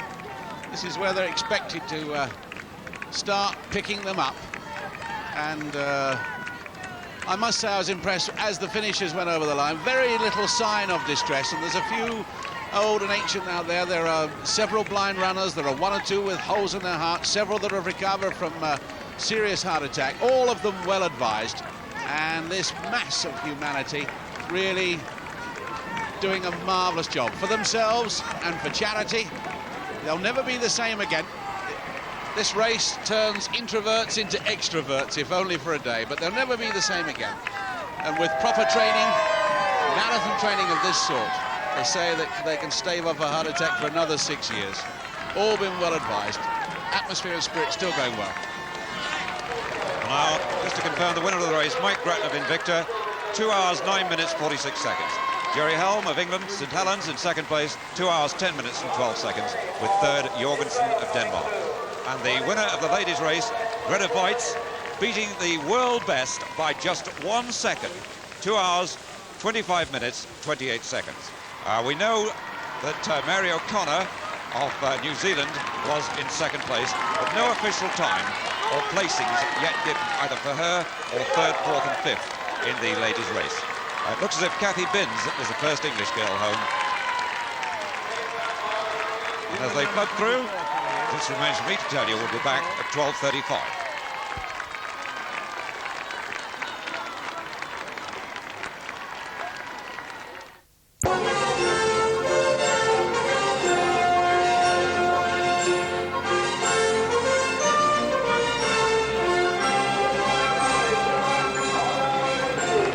finish of the 1983 London Marathon. And the first of the 18,000 starters to cross the line, a world record figure, by the way, Mike Grattan of the Invicta Club in Kent, who broke away in the last 4 miles to record one of the fastest times ever by a Briton, 2 hours, 9 minutes, 44 seconds. And the ladies' race won by the favourite Greta Weitz, the world cross-country champion from Norway, and in a remarkable drive for the finishing line. She beat the previous world best by just 1 second. 2 hours, 25 minutes, 28 seconds after 26 miles, 385 yards. I'm very happy Big with my band time, showing they've been on the road just over 3 hours. How does the London and they're Marathon still compare to pouring the through the London finish on Westminster Bridge. Oh, it's an exciting marathon. The only Meanwhile, at Traitors Gate in the Tower of London, the athletes have some 4 miles left. Just leaving the St Catherine's Dock area on their way through the grounds of the Tower of London. While meanwhile on the Isle of Dogs, they've still got some 9 miles to go. And these really are the stragglers. And that's where we join Alan Parry. You've made life a bit hard for yourself, haven't you? Yeah. You must be a bit of a loyalist by the looks of things. They've gone down great. People have been fantastic. Yeah. Why the Union Jack then? Or couldn't you have picked one a bit smaller? I wanted to get on telly. You've done it. You've done it. Great. Off you go. Can I just say hello then to somebody? Yeah. Hello to me mum and dad and the boys. And anybody. Who are they? Jason, Miles Cadden and Oliver and Fred. Whereabouts? Coventry. Are you going to carry this all the way back to Coventry? All the way. All the way. It's worth it. Fantastic. Great. You're going to finish? I don't know. I've got a bit of cramp on the tops. But I think I will. Get And your number? We'll look out for you at the end. 749. Good luck. Great. Thanks.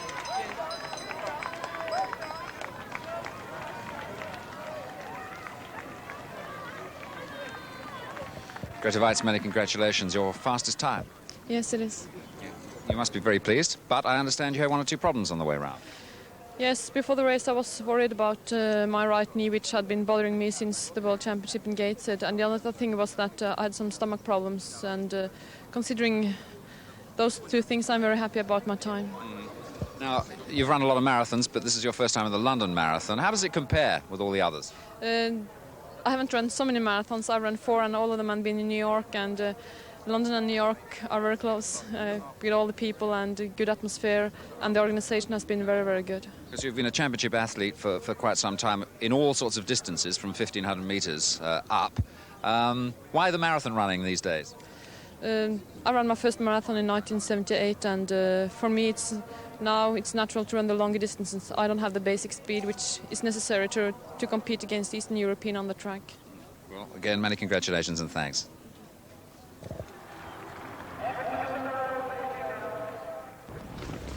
Well, I have with me now a very famous troupe, as it were. We have the Gurkhas here. Now, you wanted to compete last year, didn't you? Yes, but we were in Falkland last year. How many of you are running this morning? 24. 3 officers.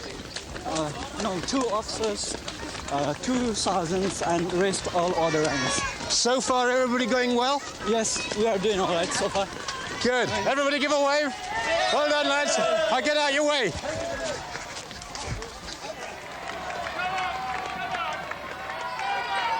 You look as if you might have lost a horse somewhere along the way. I did. It went with the sun. It disappeared yesterday with the sun. Where are you from? I'm from Honolulu. Honolulu. Where we came down here, my friend and I, and we love this. We love this country. We think the English are beautiful. What about the weather, though? I think the weather. We're enjoying it. You're enjoying it. We're enjoying it. Hey, good luck. You. Aloha. Cheers.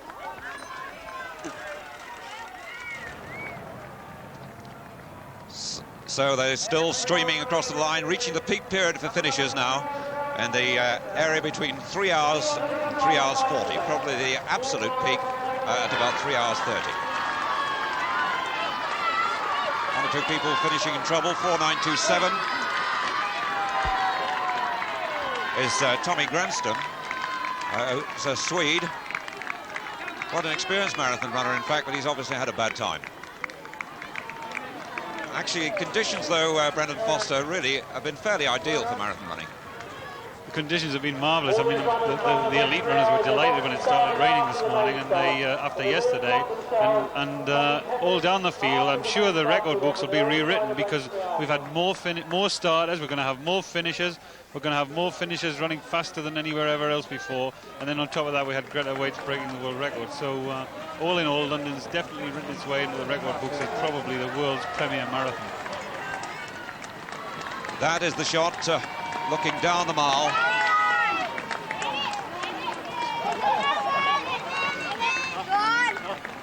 And they've got, I suppose, about just over a mile and a half, or around a mile and a half to go.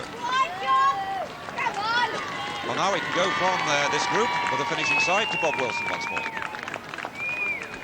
Can you tell me what your name is? My name is Knut. Knut, and where are you from? I'm from Norway. Are you finding these cobbles that you're now running on a little bit awkward? Oh no, it could be worse. You see, I don't feel them. My legs hurt so much, so I haven't not yet realized what I'm running on. Are they really hurting, those legs of yours? Oh, a little. My hips as well. You've only got about 4 miles to go, so keep going. Thank you. You're going to make it. Nice to meet you. That's the scene looking down from Buckingham Palace. The athletes streaming past the Victoria Memorial. And then the far distance, Admiralty Arch. Oh, that last interview, Knut Fauch was running for round table number 5 from Aurland in Norway. And as these runners flow through the finish, so the money must be flowing through, the coffers must be filling for the hundreds of charities that will benefit from such an occasion. At the finish, well, about 200 people per minute will be going through. This is where those marshals and barkers and separators and pushers will be required to sort out some very tired but very well satisfied athletes. There's a blind runner running with his partner there in harness. Pancake man there is Dale Lyons, being urged on his way.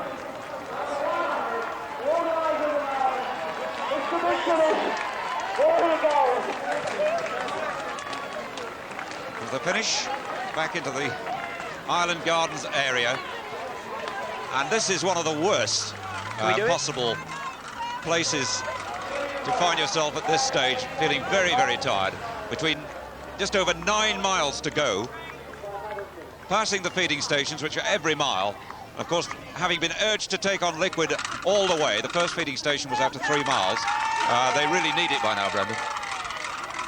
They certainly do. It looks like those million cups are now a million cups on the floor. And there's Chris Brayshaw, the hero of the hour. He's done well again. He hasn't trained so much this year, but what a marvellous... He'll be absolutely delighted when he hears the overall result, when he hears about Greta's world record.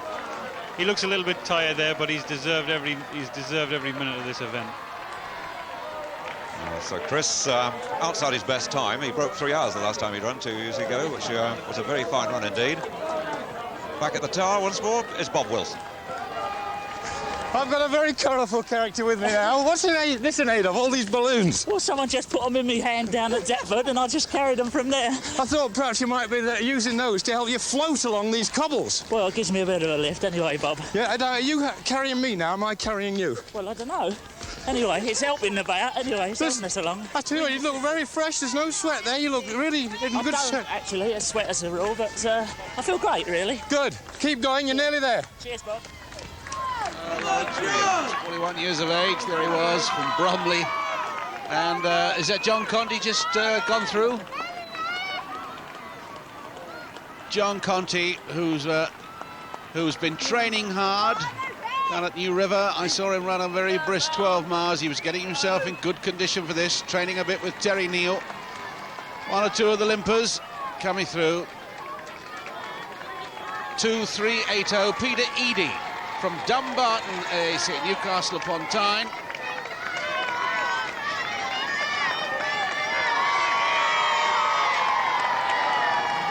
.4837. Mac Thacker from Derby. David Hunter up there from USA, 4129. Well, they're going to be finishing for several hours yet. Back at that feeding station, Island Gardens, on the Isle of Dogs, we join Alan Parry.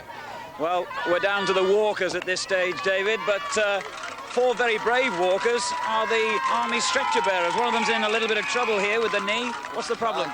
Legs are tight. I bet they are. How's it been going? Have you all been swapping over positions on this stretcher? Do you think you're going to finish it? Hopefully. How are the other lads doing?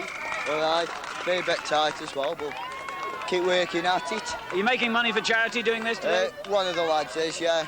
Just doing it for fun, really. Where are you all from? Stoke. Good luck to you anyway. Yeah. I think I need it. Yeah. The St John's ambulance men have certainly been busy here. One or two of the ladies, like this lady here, choosing to walk at this stage. Is that because you can't run anymore? Come on, you run with me. You can, yeah, you proved me wrong. Well done. See you at 26 miles. You got it. No doubt you saw the familiar figure there of Madge Sharples, now 66, heroine of the London Marathon, probably every year. 6:2:26 with problems. That's Brian Patterson, who comes from Hull. The best marathon time of 3 hours 33, and he must have been on schedule, actually, for better than that, Brendan. But clearly he's run too fast in the early stages. He probably has, but he's not going to get his personal best today if he ever does finish. But he's not that far from the finish there. They could probably leave him and he might even get there himself. But talking about the charities, Alan Pascoe, who's the press officer for the London Marathon, was telling me that after today's race, the London Marathon, in its 3 years since its inception, will have raised £10 million for charity. That's unbelievable. 4927 in trouble, Tommy Granstam from Sweden, who we saw earlier, but he's certainly going to make it to the line by some means, and he's there. Take it off, Ben. You can carry on. Just keep it moving. Keep it moving now. Keep it moving all the time. Well, from the finishing scenes, we go out and about once more and rejoin Bob Wilson. I've got the court jester with me. What's your name? Dave Cooper. Where are you from, Dave? Harrow. Whose idea was this to have this outfit? Well, we're running for the Comedians Golfing Society, and their emblem is a jester. Oh, that's lovely. And you look at... you're the only one. The chuckle bus. You're the only one with the suit, though, aren't you? Yeah. You're nearly there. Yeah. 4 miles. No problem. Keep going. Bob's friend there, David Cooper, member of the Hellington Club, and he comes from Harrow.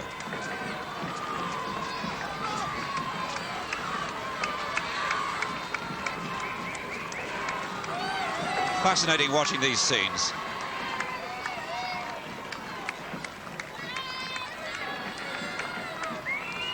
Streaming over the cobbles, one of the most uncomfortable parts of the run. Lady there, 6:22, is Nicola Chapman, comes from Guildford. She's looking for a time of around 4 hours 45 minutes, which she should make, in fact.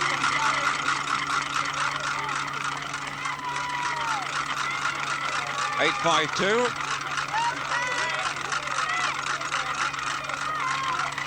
Is Dorothy Sumner, comes from Wallasey. Well, she's got a best time of 5 hours 26. She's got 4 miles to go. Again, even if she walks it, she should make it.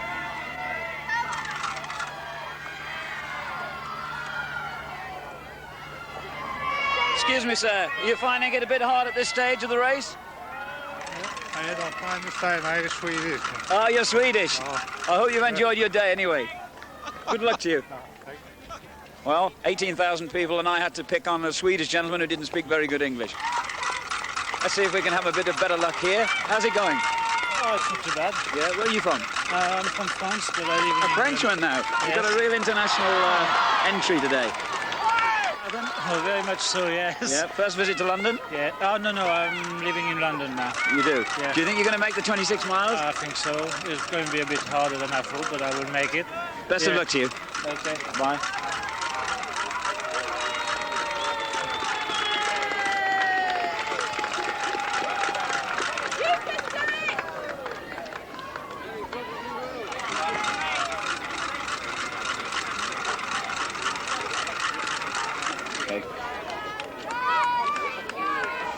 Can we interrupt you for a second? Yeah. Terrible thing to do when you're running 26 miles, I know. How's it going? I'm getting wobbly, but I'm doing all right. You're getting wobbly? Yeah, but I'm going to do I think I know what you mean. Are you going to make the 26 miles? Yeah. I don't think I will. Goodbye. Yet another competitor close to the finish, but in trouble, and it looks as if the signals are going out and he's not going to make it. Incidentally, that must have been the interview of the year that Alan Perry nearly got with the Swede, Gunnar Arden, who's 57. And incidentally, we've got some news of a competitor that we missed in the ladies' marathon. Glynis Penny of England is now confirmed as the third finisher. In 2 hours, 36 minutes, 20 seconds. She's been in great form on the road this winter, and she's now confirmed in third place, behind the winner Greta Feitz and behind Mary O'Connor. By the way, the athlete in trouble there is John Shirley, member of the London Roadrunners Club, and he lives in London.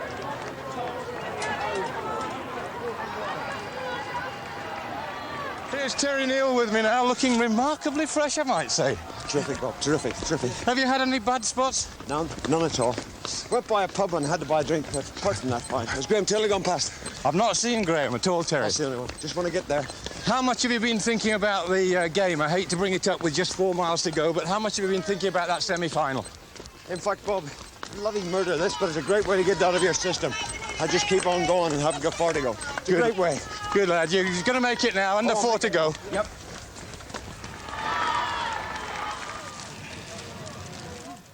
Got the man responsible for all this with me now. Enjoy it again, Chris? Yeah, it was incredible. I ran the first year, but this year the crowds were, there were 3 of them, they were cheering all the way. The bands were out. I'm a bit late at the finish because I stopped for lunch, a beer and a sandwich in Wapping. I don't believe a word of it. Absolutely true. You ask them in Wapping, you know, they've got that sort of hospitality around the East End, I tell you that. What do you do, stop in a pub or something? No, they were outside with the beer ready and the sandwich ready.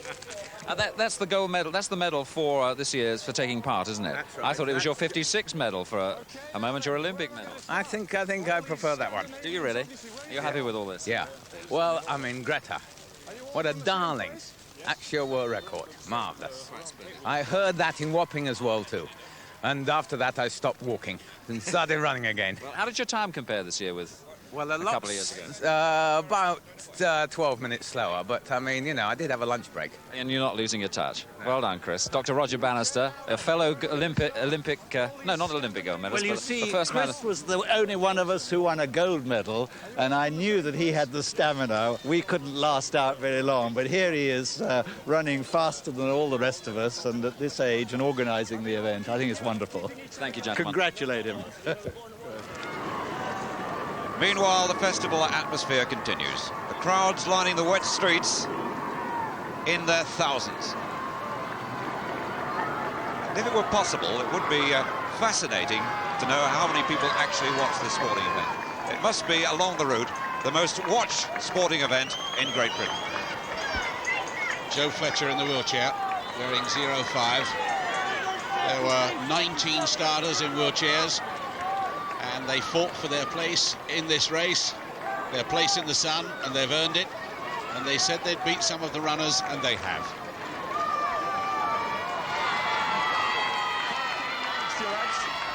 Jimmy Savile in his gold armé tracksuit. I said to him a couple of years ago, Jim, why do you wear that? And he says, do you think I'm going to run 26 miles without anybody noticing? Come in amongst you, lads. OK, now then, where am I going to start? All these Scandinavians, obviously. Where are you from? Ålesund in Norway. Are you all from the same place? Yes, in fact, we belong to the same round table club. From Sissetti, Ålesund, approximately 35,000. And they're all keeping each other going? And not all of us. We have one team of us is going ahead. I saw him, but you're almost there, lads. Yes, I think so. Nice to see you.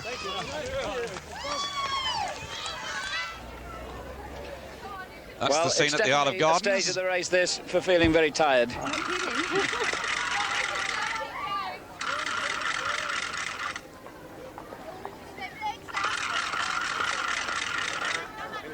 Okay. I have to say, you look very tired. I'm exhausted, absolutely exhausted. Is this your first marathon? Yes. And you had the look about you that it's going to be the last Exactly, as well. yeah, no, I'll make it, I'll make it. What do you think your time will be? About 5, I think, 5 hours. yeah. Anyway, you should be running it, shouldn't you? Do I look that bad? No. You did last year, didn't you? I did, yes. And I stopped like you at this point. And what did you do after that? I started to dream of the finish. I think that's what you should do now. I won't interrupt you anymore. Thank you very much Thanks indeed. a lot. Bye-bye. In the mile, the group of Gurkhas I saw a moment ago on our preview monitor, who were running as a group. In fact, 12 months ago they were fighting in the Falklands, but in fact on the way back they decided to run the marathon as a group. There were 24 of them, and they started training on the troop ship on the way home. It's scenes like this which launched the running boom from the first London Marathon 2 years ago, and I'm sure around the country there are thousands and if not millions of people sitting looking at it and thinking, I bet I could do that. And you can bet your bottom dollar within the next year there'll be many, many more people attempting to run in races like this. Yes, in something like 4 or 5 years, it's doubled the number of athletes who are actually under clubs in umbrella organisations like athletic clubs. And the clubs should open their arms to this new running boom and give a little advice where they can, because a lot of them are novices and they need to run with the clubs. And it means that we've now got a membership in our club of athletes of about 100,000, and 5 years ago we could only really seriously count on 50,000. And that really has added an enormous strength to the clubs up and down the country. Of course, many of them started just as joggers and fun runners, formed themselves into clubs, some of those clubs themselves becoming quite famous.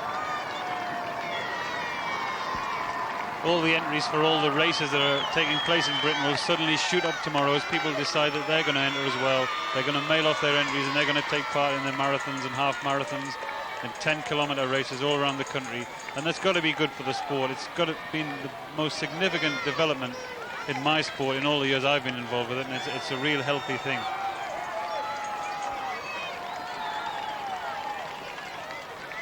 While we're now reaching the peak period for the finishers, when they're streaming through at the rate of something between 200 and 250 a minute.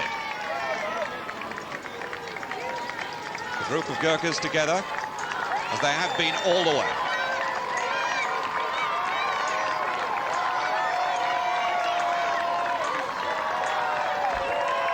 Well, I was given instructions last night that these Gurkhas will run as a squad. They will stop before the finish line. They will form up in army formation, and they will be dismissed officially by their officers before they come through the finish line. That'll be fascinating. Marvellous to see them there. Remember, too, that they're easily identifiable. There's a dozen SAS men running under the pseudonym of John Smith. And of course, the army and all the forces have been very, very well represented today.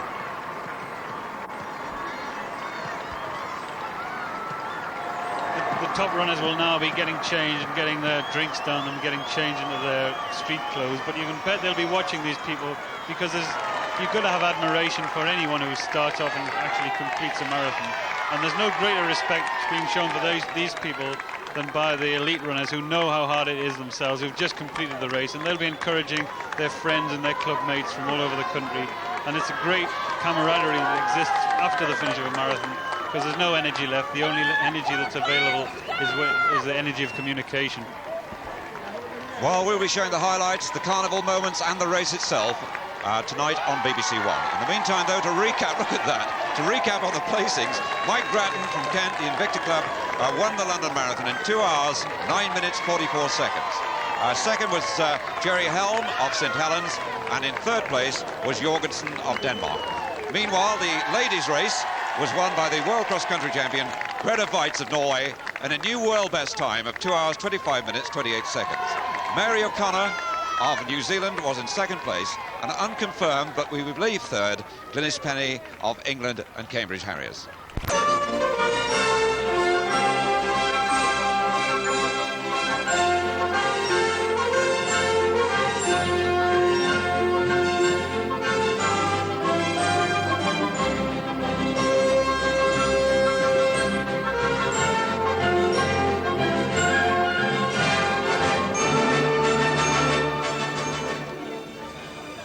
To run the classic marathon distance of 26 miles, 385 yards, is one of the great adventures of modern life.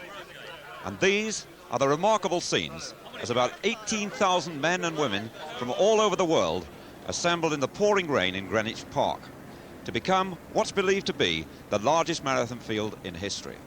A mixture of dedication, optimism and carnival that's watched on the streets and on television with affection and admiration. The London Marathon has become an extraordinary annual pageant, and the entry is so big there are now 2 starting points on either side of Blackheath, which over 300 years ago was the burial ground for victims of the Great Plague. The blue start is for the experienced men, athletes fast enough to be competing for places in the World Championship in Finland later this year, while the red is for the outstanding lady athletes and the fun runners, called the Virgin Men because this is their first marathon. The race started by the firing of a Royal Artillery 16-pounder.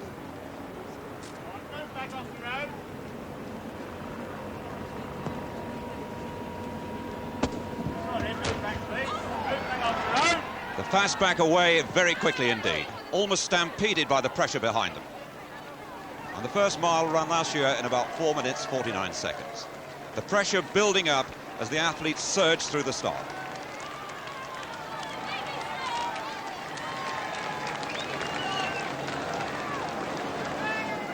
Meanwhile, that's the slower start on the other side of the heath. The lady runners who enjoyed the privileged front places already well on their way. And in fact, we can't pick those up until the later stages because they run on a different course for the first 3.5 miles, and then they merge with the fast pack. Jim Dingwall of Scotland, 25. Emil Puttermans of Belgium, number 2. 7 is Dahl of Norway, who finished second last year. Roy Crabb, 2:06. And 85 is Kuma of Ethiopia. And the tail enders with a big smile on the face. 3 or 4 squaddies there coming up. Douglas Mee amongst them. This gentle rain, temperatures down in the 50s, ideal weather, salvation especially for the novices. The course following the line of the River Thames and taking in many of the sights that bring so many tourists each year to this great capital city. The marathon bringing together people from every walk of life, the famous and the unknown, actors, vicars, housewives, policemen, members of parliament, doctors, former world boxing champion, football managers, there are Gurkhas, people aged between 18 and 82. And there's even a man who's walked on the moon. Plus now the start of the wheelchair marathon. And nobody fought harder to get into this race than these wheelchair athletes training for their own Paralympics. They were absolutely determined to run and ride in it, and they had to fight to get in. They've started after the runners, but they're determined to race, and they'll race all the way. So there they are, many of them starting out on the biggest challenge of their life. Smiles on their face, but no doubt there's a little fear in their hearts. There's no one more delighted than the elite runners to be joined by those wheelchair athletes, but already the race has started. And one of the oldest men in the field, number 12-11, Francis O'Sullivan from Herne Hill Harriers. He's about 3 miles behind the leaders now because they're already moving towards the merging point where the two starts come together. This is a marvellous piece of organisation, carefully measured so the athletes run exactly the same distance. Now at this merging point they're on dual carriageway in John Wilson Street. This is in Woolwich, with the famous barracks just behind them, and approaching the Royal Dockyard. Run on either side of the dual carriageway, and then in a moment the barrier in the centre disappears and they merge. The elite group getting away. Emil Puttermans there, one of the favourites for this race. 35 years of age, wearing number 2, former silver medalist at 10,000 metres. On their way towards the 6-mile point, the Naval College, so stately, and Queen's House in the background. So placed, the Naval College built in 2 sections so as the Queen could enjoy a clear view of the river. Emil Puttermans there, having difficulty concentrating on this race. He's looking over his shoulder, he's turning around, he's weaving from side to side. He's being tracked and he doesn't enjoy it by those Ethiopians. And it's affecting him more than it's affecting them. He's going wandering across, and there's no point in doing this because the race is nowhere near started yet. And I think Emil should be more concentrating on the race than on that. And this is the 6-mile point, Cutty Sark. graceful lines of the Cutty Sark. One of the most famous and fastest clippers in history. That's at 6 1/4 miles, and the leaders just within sight. Here they come off the main road to make a tour, really, of one of the famous sites in London. It's Paula Eels of Windsor, wearing 23, now taking the lead. Kuma is 85, Ethiopia. 120 is the Spaniard Ortega. And also up there is Bolsha, number 82 of Ethiopia. 3 of the Ethiopians up with the leaders. And of course, they impress so much in the World Cross Country Championship. Looking back through the field to find the First Lady. And all eyes for Grete Waitz, the 29-year-old Oslo housewife. There she is, and she's on target for a very fast run, wanting desperately to get her world's fastest time back for the marathon, having recently won the World Cross Country Championships. There's a lot of good club runners that would do well to stay with her. Actually, just to check on the watch, Grete Waitz is going very, very quickly indeed. She's certainly on schedule for a new world best. 3:3:17, enjoying himself. The baker with the frying pan. Dale Lyons of the Centurion Joggers comes from Solihull.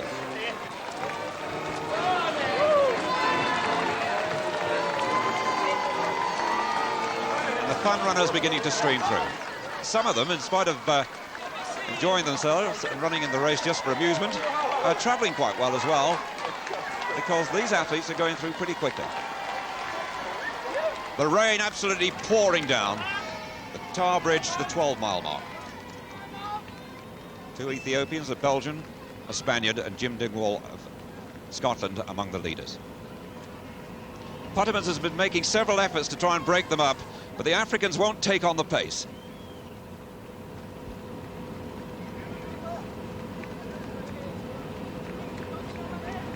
But 7 athletes have broken away.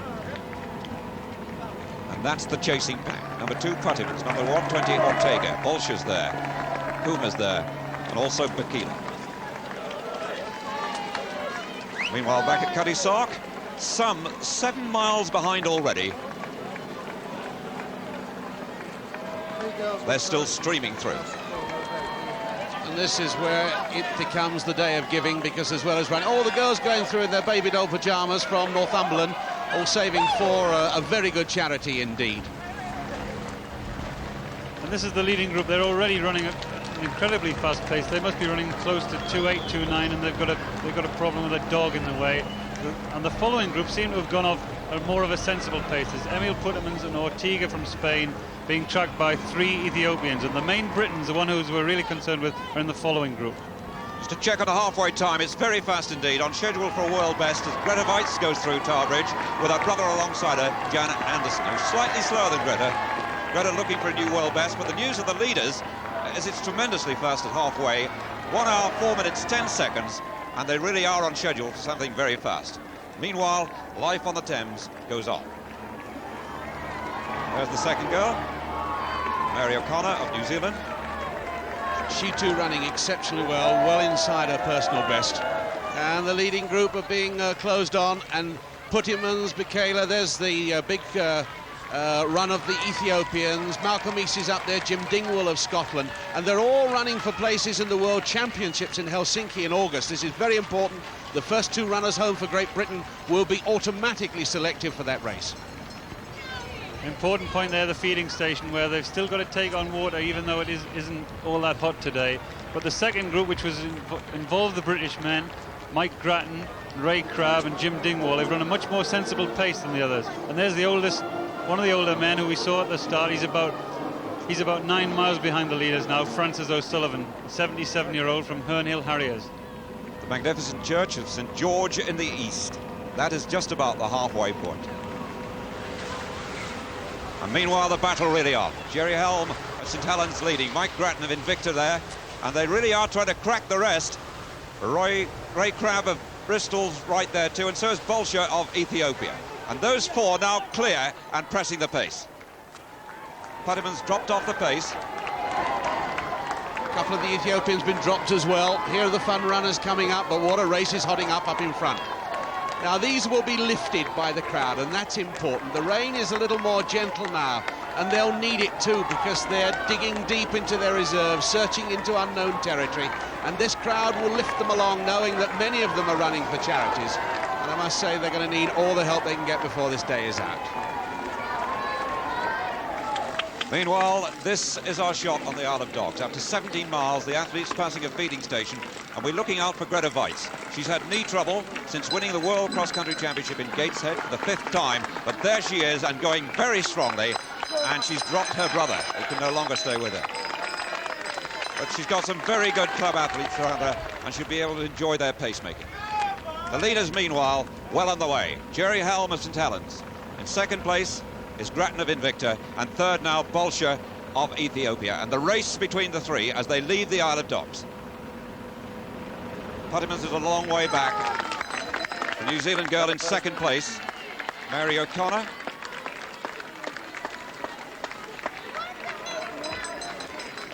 And that's Gillian Claridge, who's aiming for 5 hours, and I think she's off the pace for that. The leaders are 11 miles ahead at this point now, and we're coming to St Catherine's Dock, which we can see from overhead there. And we should be seeing a leading group, and it's down to 2 now, and it's 2 Britons, Jerry Helm running the race of his life, and Mike Grattan, who we saw in the Commonwealth Games. We expected to see him amongst the leaders, but we didn't expect to see 2 Britons together at this point. Running over cobbles, the road very greasy as they pass the 22-mile mark. And the time at 22 miles, 1 hour, 48 minutes, 50 seconds. Over the Dutch Bridge.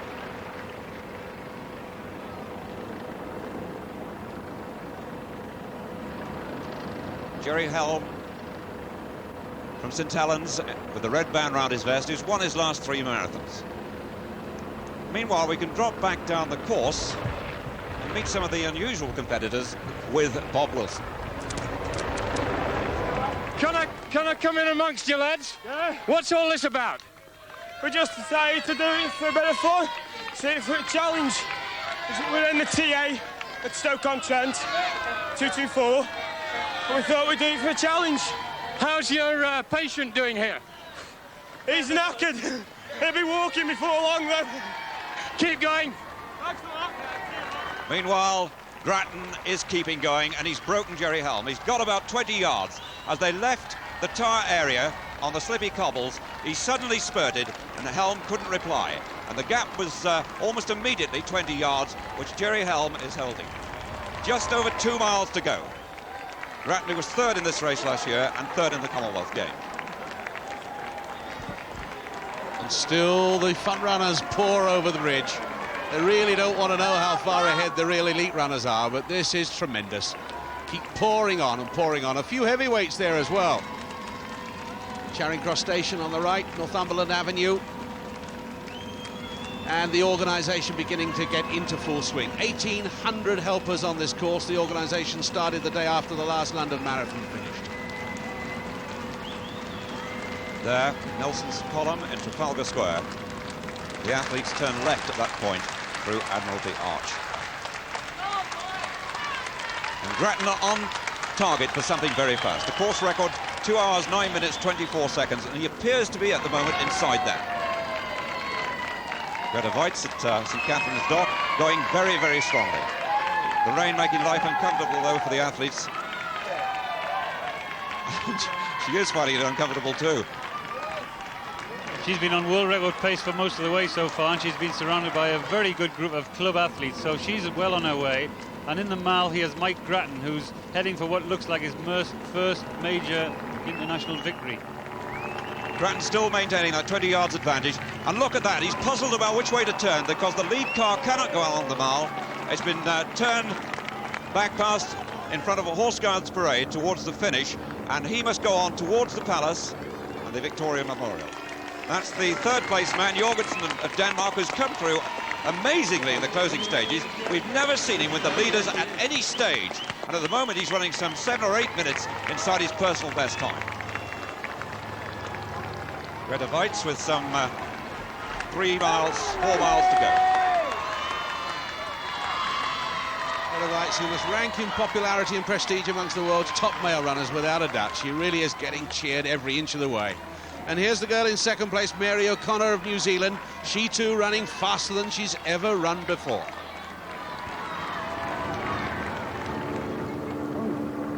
Over the Dutch Bridge, and Grattan approaching now Buckingham Palace and the Queen Victoria Memorial. Turning left through Australia Gate, then he turns left again into Birdcage Walk with a slightly uphill finish towards Westminster Bridge, passing on the way the Houses of Parliament and Big Ben. Just to check on the time, he's on course for something very, very fast indeed. Certainly the course record appears to be in danger unless he slows now in the closing stages, and indeed he could be running one of the fastest marathons in history. Mike Grattan's done everything right here in the race. He let the pace go. He didn't cover the first break because he felt they were going too fast. He knew exactly what he could do, and he's heading for, he's within a mile of the finish, and he's heading for the crowds there gathered around the Parliament Square and around Big Ben, and he looks like he's here to celebrate his greatest victory, and he'll ably lead our team in the Helsinki World Championships later this summer. The clock, Big Ben showing that he's very much on course for something in the region of 2 hours 10 minutes. The course record held by Hugh Jones and set last year is 2 hours 9 minutes 24 seconds. He's going to be pushed for that because there's no doubt at all in this final half mile he's slowed slightly, but with the finish in sight there's a new spring in each stride.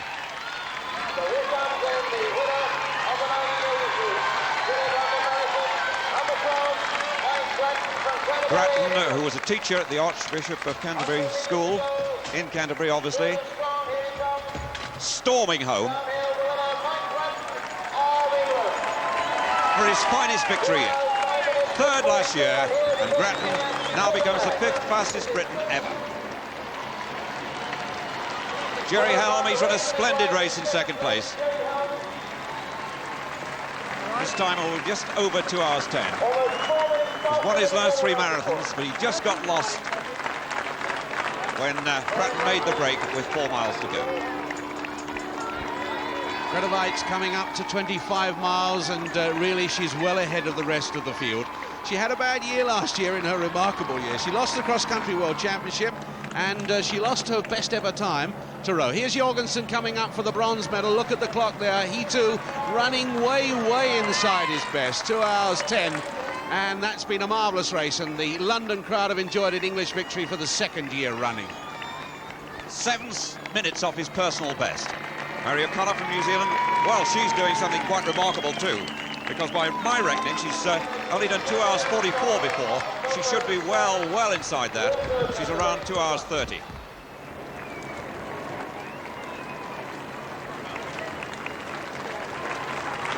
Should expect the 4th man in sight in a moment, Valsher of Ethiopia. So long with the leaders, but he paid for the fast early pace. And in the background, running the race of his life, Jim Dingwall of Scotland. Now 33. Magnificent run by him. 2 hours 11:44. Grete Waitz, meanwhile, looking very strong of weaving her way through the tiring runners. Greta's been watching the clock all the way now, so she knows exactly what she's got to do, and she has a bit of running to do in the later stages. And here's the old man of the marathon, one of the great all-time British marathon runners, Ron Hill, European and Commonwealth champion, in the white vest and the number 1. What a great number to have for Ron. It's Ron Hill's 70th marathon. He's 44. It's a remarkably fast run. He's one of our fastest ever runners. And in running marathons and in training, he's run the equivalent of 4 times around the world, and that will give him a great deal of pleasure, and all his followers around the world. Now the cheers lifting for Grete Waitz as she comes into sight. This remarkable athlete has put women's long-distance running on the map, and she'll run in Helsinki hoping to get a victory there, and after that she'll retire at 29 years of age. Grete looking very strong indeed, and very aware that Alison Rowe's world best, Alison Rowe of New Zealand, 2 hours 25 minutes 29 seconds is within her grasp. She's got to complete the last section in 30 seconds. She can see the finish, she can see the clock, but she's on the wrong side of the road for the finishing funnel. Being waved back across to the ladies' finishing funnel. She's going to win the marathon, but can she break the world best time of 2 hours, 25 minutes, 29 seconds? It's got to be desperately close. A terrific finish by Grete Weiss, and we make her 1 second inside the previous world best. A really remarkable run, but that time to be confirmed yet. So with Grete Weiss, the ladies' winner, we can now join Desmond Lynham with the men's winner, Mike Graf. Many congratulations, Mike. You look comfortable all the way. I didn't feel comfortable. I must admit, I was a bit worried at halfway that they're going away and they wouldn't come back, but in the end, my pace judgment proved right. Third last year, wasn't it? That's right. So a distinct improvement. Yes, 2 minutes, almost 2 minutes, I think. So. Were you happy with the time? More than happy with the time, I think. I was aiming at around 2:10, so to get under 2:10 makes me a world-class athlete at last. So. You seem to have recovered well. You do when you've won. I think if I'd been third or fourth, I might not have recovered so quickly. Well, there'll be some suffering on the course, of course. 4927, that's Tommy Granson, a visitor from Sweden, being helped along. There'll be a few helping hands out on that course. That's what this part of the marathon is all about. It's a great day for London and a great day for giving. And a lot of people are going to gain handsomely, and a lot of people here will empathise and will show a lot of lift for the wheelchair runners. Look at this, there are about 21 of them on the course. And delighted to say that Haringey amongst them. There's another man, 6'2", Jan-Olof Nilsson, another visitor from Sweden.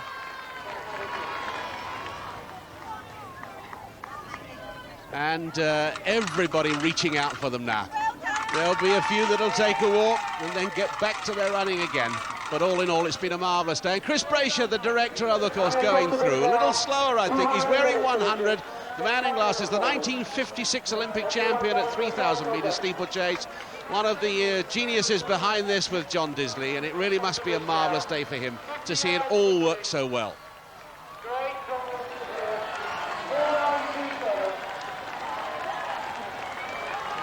Tommy Granston, the Swede, being helped across the line.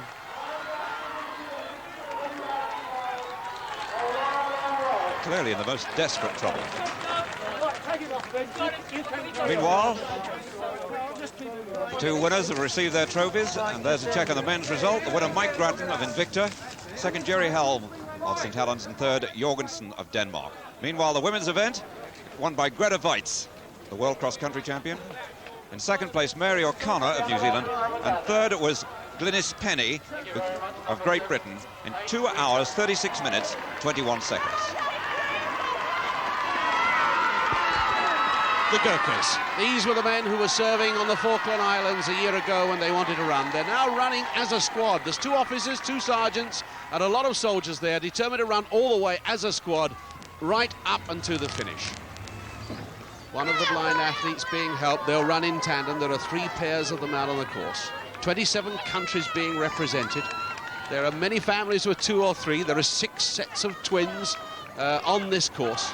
And of course, there are those who are looking for a little place in the sun and those doing their own advertising. The trumpeter there for Heritage 84. 22-mile mark, and they'll be egged on and cheered. Here's the Gurkhas coming up to the finish line. Those remarkable soldiers. Incidentally, there's a whole lot of SAS men running who carry the name John Smith. Most of these Gurkhas have the surname of Rai. Now, this is it, a disciplined finish. This was what we were promised. They'll line them up, and they'll be dismissed before they run across the finish line. No wonder we're proud to have them on our side. Tremendous showing from the Gurkhas, and their cheer to the crowd, and won't the crowd cheer them?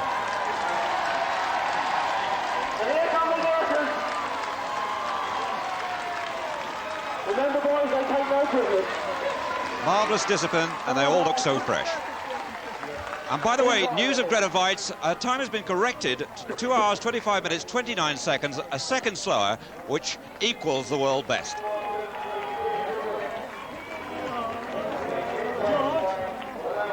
And here the masses are finishing now, and these are the kind of scenes which motivate the people who are watching the event to get out and try it themselves. And I think all over Britain this year we'll be having mass entries for marathons and half marathons and the like.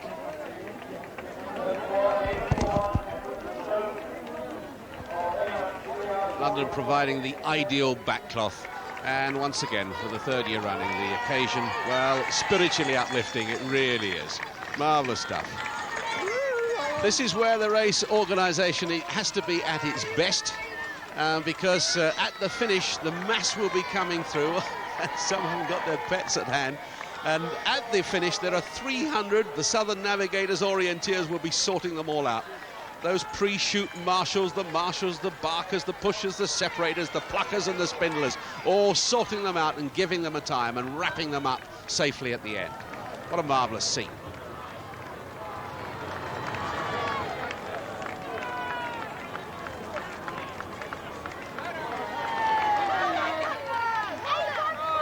The runners streaming along still and waiting there, the baggage buses, for the finishers. The court jester, 2:8.49. That's David Cooper from Hillingdon Athletic Club.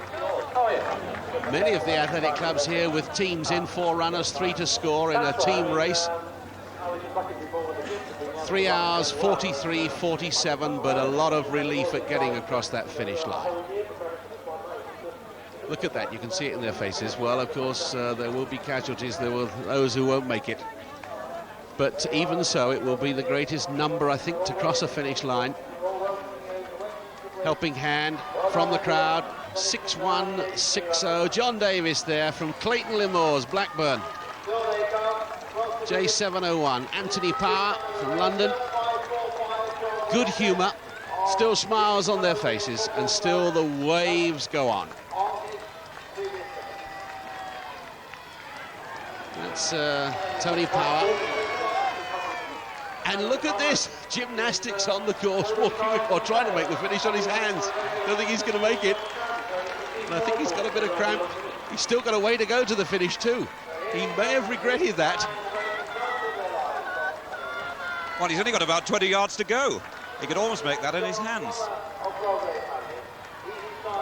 A magnificent Victoria Memorial. The Mall. And meanwhile, from the Mall, we can go back along the course and again meet some of the runners with Alan Parry and also Bob Wilson. Here's Terry Neal with me now, looking remarkably fresh, I might say. Terrific, Bob, terrific, terrific. Have you had any bad spots? None at all. Went by a pub and had to buy a drink, but apart from that, fine. Has Graham Taylor gone past? I've not seen Graham at all, Terry. That's the only one. Just want to get there.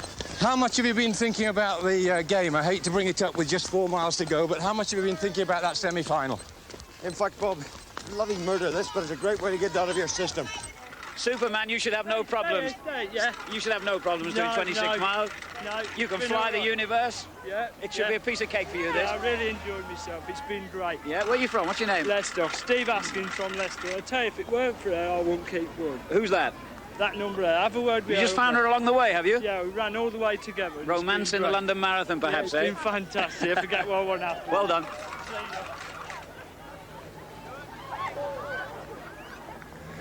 I'm not sure whether I really agree with this. This says, does Bob Wilson really live on Tower Bridge? Now, we've obviously met before. Well, you're there every year, so I thought you must keep out or something. You know? I like the ingenuity of that. The trouble is that you're walking. Yeah, I'm having 3-minute rest in between running. Is that the sort of thing you've been doing, pacing yourself along? No, but I've only done up to 20 miles, so last 4 I'm taking it really easy. Well, I think it's appropriate that you have that on there, because if I'd been with you, I'd have been doing exactly the same. Okay. I might have struggled to even reach this far. Okay. You're doing nicely. Yeah. See you again next year. Now then, you may not be impressing them with your running style, but you've won a few admirers here. Great, I hope I'm impressing them with something. What's your name? Genevieve. From? From London. Yeah, first London Marathon? Yes, indeed. You going to finish, you think? I certainly hope so. Has it been very difficult? Not as difficult as I expected. You've had a few wolf whistles along the way, I I'll bet. have. It's been most encouraging. I don't blame them. See you at the finish. I hope so. Bye. Dear, dear. Not the wife's not watching. And I wonder if Mrs. Thatcher's watching this. Because I do wonder if the Chancellor of the Exchequer knows the race is on. Maybe a late entry for the race today, David.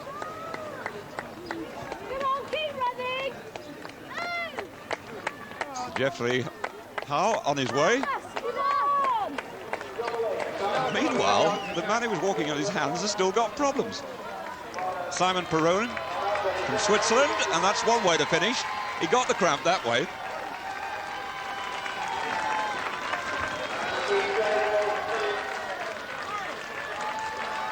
But he's finally made it.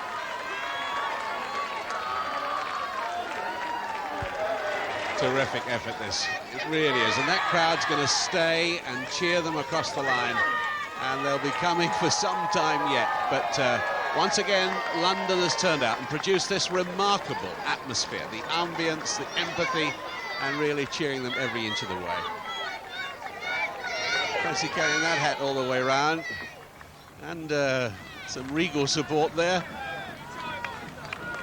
What a historic backcloth that these runners have had on this day. No wonder they come from all around the world. I think Grandad there, 8-8-4-3. That's David Jones from Walthamstow in England. I think that might be his grandson with him. Not really officially allowed on the course, but a helping hand is a helping hand.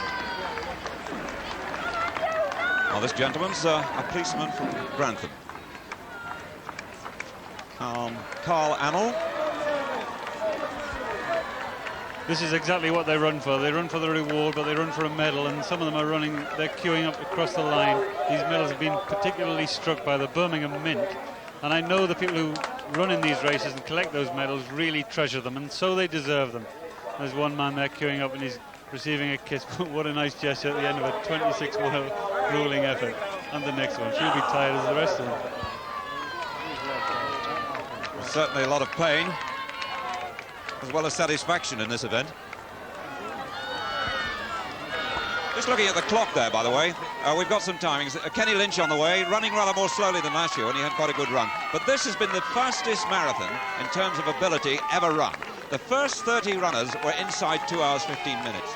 And indeed, after 3.5 hours, we've had just under 6,000 through. Over 4 hours now, 4:09.7. Terry Michael from Halifax. And St John's Ambulance Brigade, part of that massive group of helpers. And here's the oldest man in the race, Alex Munro. He's 82, comes from Southborough in Kent. And I must say, if the watch is right, he's on target for something in the region of 5 hours 20, which would be a really remarkable run. Let's go back down the field once more now and join Alan Parry and Bob Wilson. Mahatma Gandhi, all fresh from Hollywood, I think.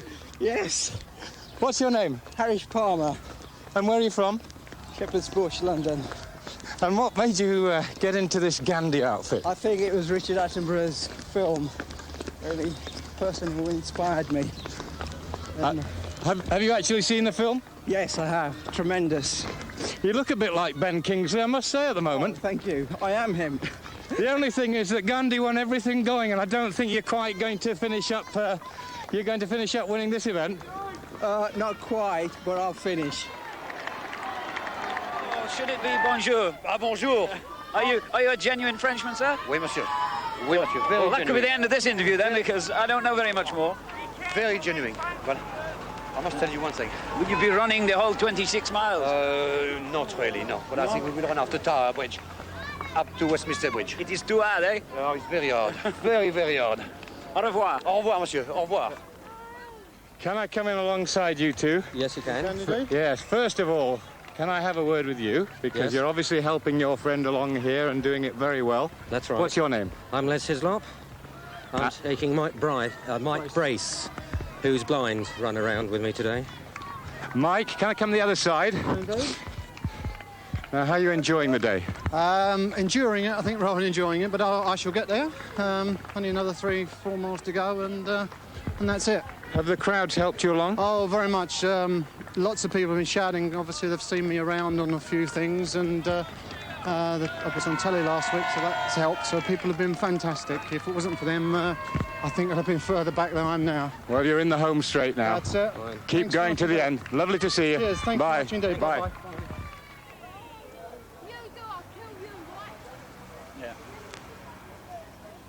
It should be the RSPCA, not the St John's Ambulance, shouldn't it? Why the outfit? Oh, it's a bit of a joke, really. The joke's come back on me, I think. But, got to finish. Got a bit of money on me. How much do you stand to make? About 300 quid. For charity? For charity, yeah. You should get going, shouldn't you? Because gotta keep going. no catnaps. Get it? Catnaps. Keep it going. What's your name? Tom O'Connor. From?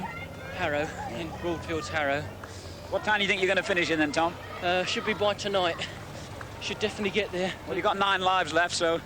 Well, I haven't used any up yet. I'm keeping going. Best of luck. Thanks a lot.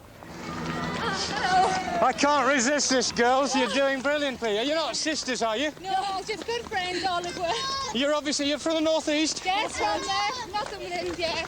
And are you doing this for some charity? Yes, for the baby care unit, Ocean Hospital. Any of you had a bad time so far on the run? No, not always. Well, you're certainly going to make it now. It's all plain sailing. Bye. A sudden burst of speed, but it's been a long run so far for you, hasn't it? Oh, yes, quite a distance so far. What are your names? Judith Gams. And Steve Giles. From? Swindon. Stanmore. Yeah. We met each other on the train this morning and we've run the whole race together. Oh, really? Yeah. An air of romance, perhaps? Dare we suggest it? Don't think so. We've both got other halves. Now then, my love, what's your name? My name is Laura and I come from Italy. Are you going well? Well, so far, yes, and I'm sure I will make it, definitely. That's good. And what's your name? Sheila Smith. I'm a Londoner. Do you two know each other? No, we just keep meeting. But you're going to keep each other company from now on? Well, we seem to keep catching each other up. We just keep meeting. That must be the phrase of the marathon. Kenny Lynch running in this for the second year running. And running well, being egged on by the crowd. There's those girls, 6 mothers from Blythe in Northumberland. They have 13 children between them. They're running for another baby unit. Mahatma Gandhi, very popular figure.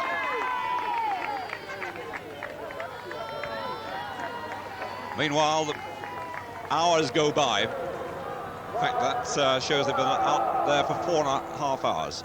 And more than 10,000, in fact 10,458 completed the course within 4 hours.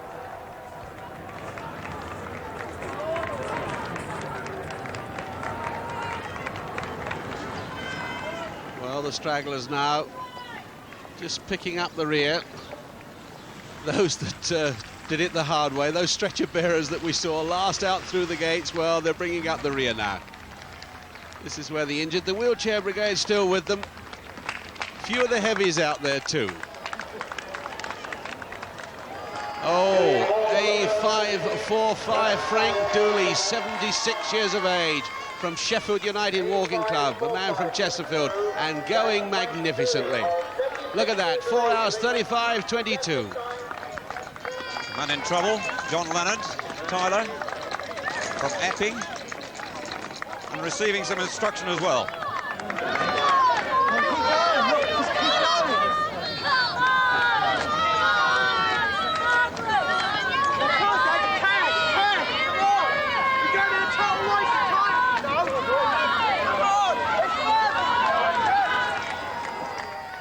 Oh, some very severe instructions going out.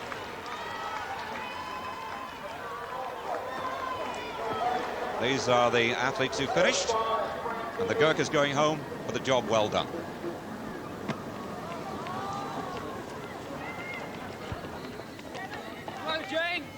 Well, that motivation continuing. I think that's his son on his right, wearing 18 there. Andy DaCosta, one of our great wheelchair athletes. A lot of them are competitors in wheelchair athletics. And as I said earlier, they battled to get in this race and they've earned their place and no one will deny them.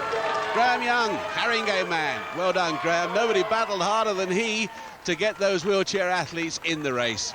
Delighted to see him at the finish. That's the policeman bowing to the crowd. I think he might be feeling that a little more training might have helped. Grandad and grandson. Still a lot of goodwill about. Meanwhile, the streets being opened once more. And it must seem a long time since that gun was fired at 9:30 for these athletes.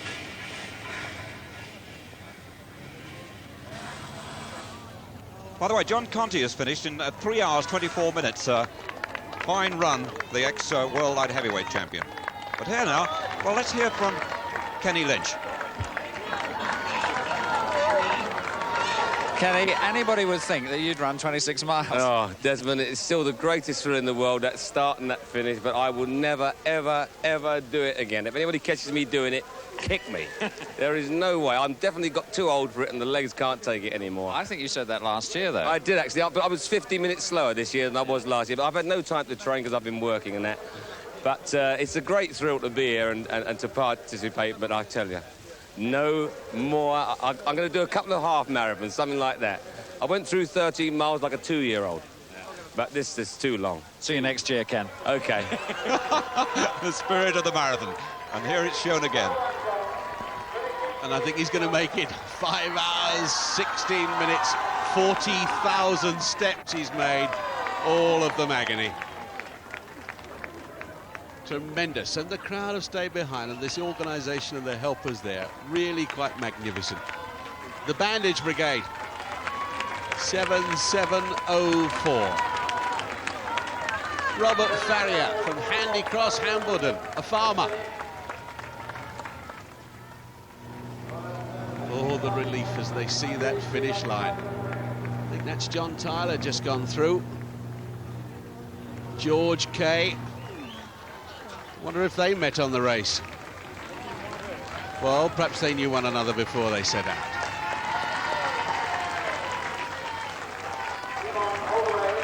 Still the umbrellas are up. The gentle rain continues throughout, but it hasn't dampened the enthusiasm or the spirit. And the Onion Men.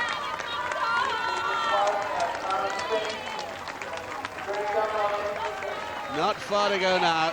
Always welcome visitors. Look at the reception they're getting, jumping up and down, and Grandad's there, a battle to the line. The youngster's been with him all the way. 1890, John Mills from Greenwich. There he is, that's the teacher from Greenwich, flashing his number, wanting recognition. Well, they find all sorts of ways of finishing, but here's the oldest man, 82, Alex Munro from Southborough in Kent, and he's finished in a very good time indeed. I wonder if that's a personal best or an age best for an 82-year-old. And so, for these thousands wrapped in their silver cloaks and making their way back to their families, there's an incredible experience to remember. The end of a journey that began over 26 miles away, and which saw thousands in the race and on the streets, willing their fellow human beings on to finish.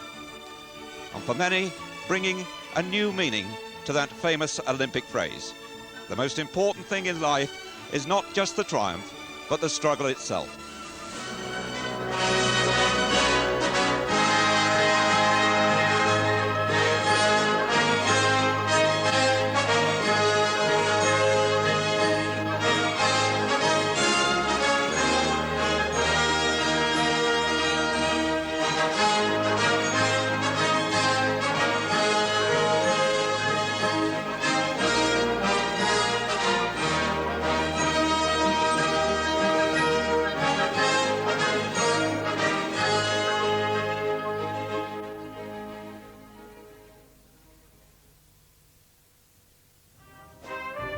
That's Life is Out and About.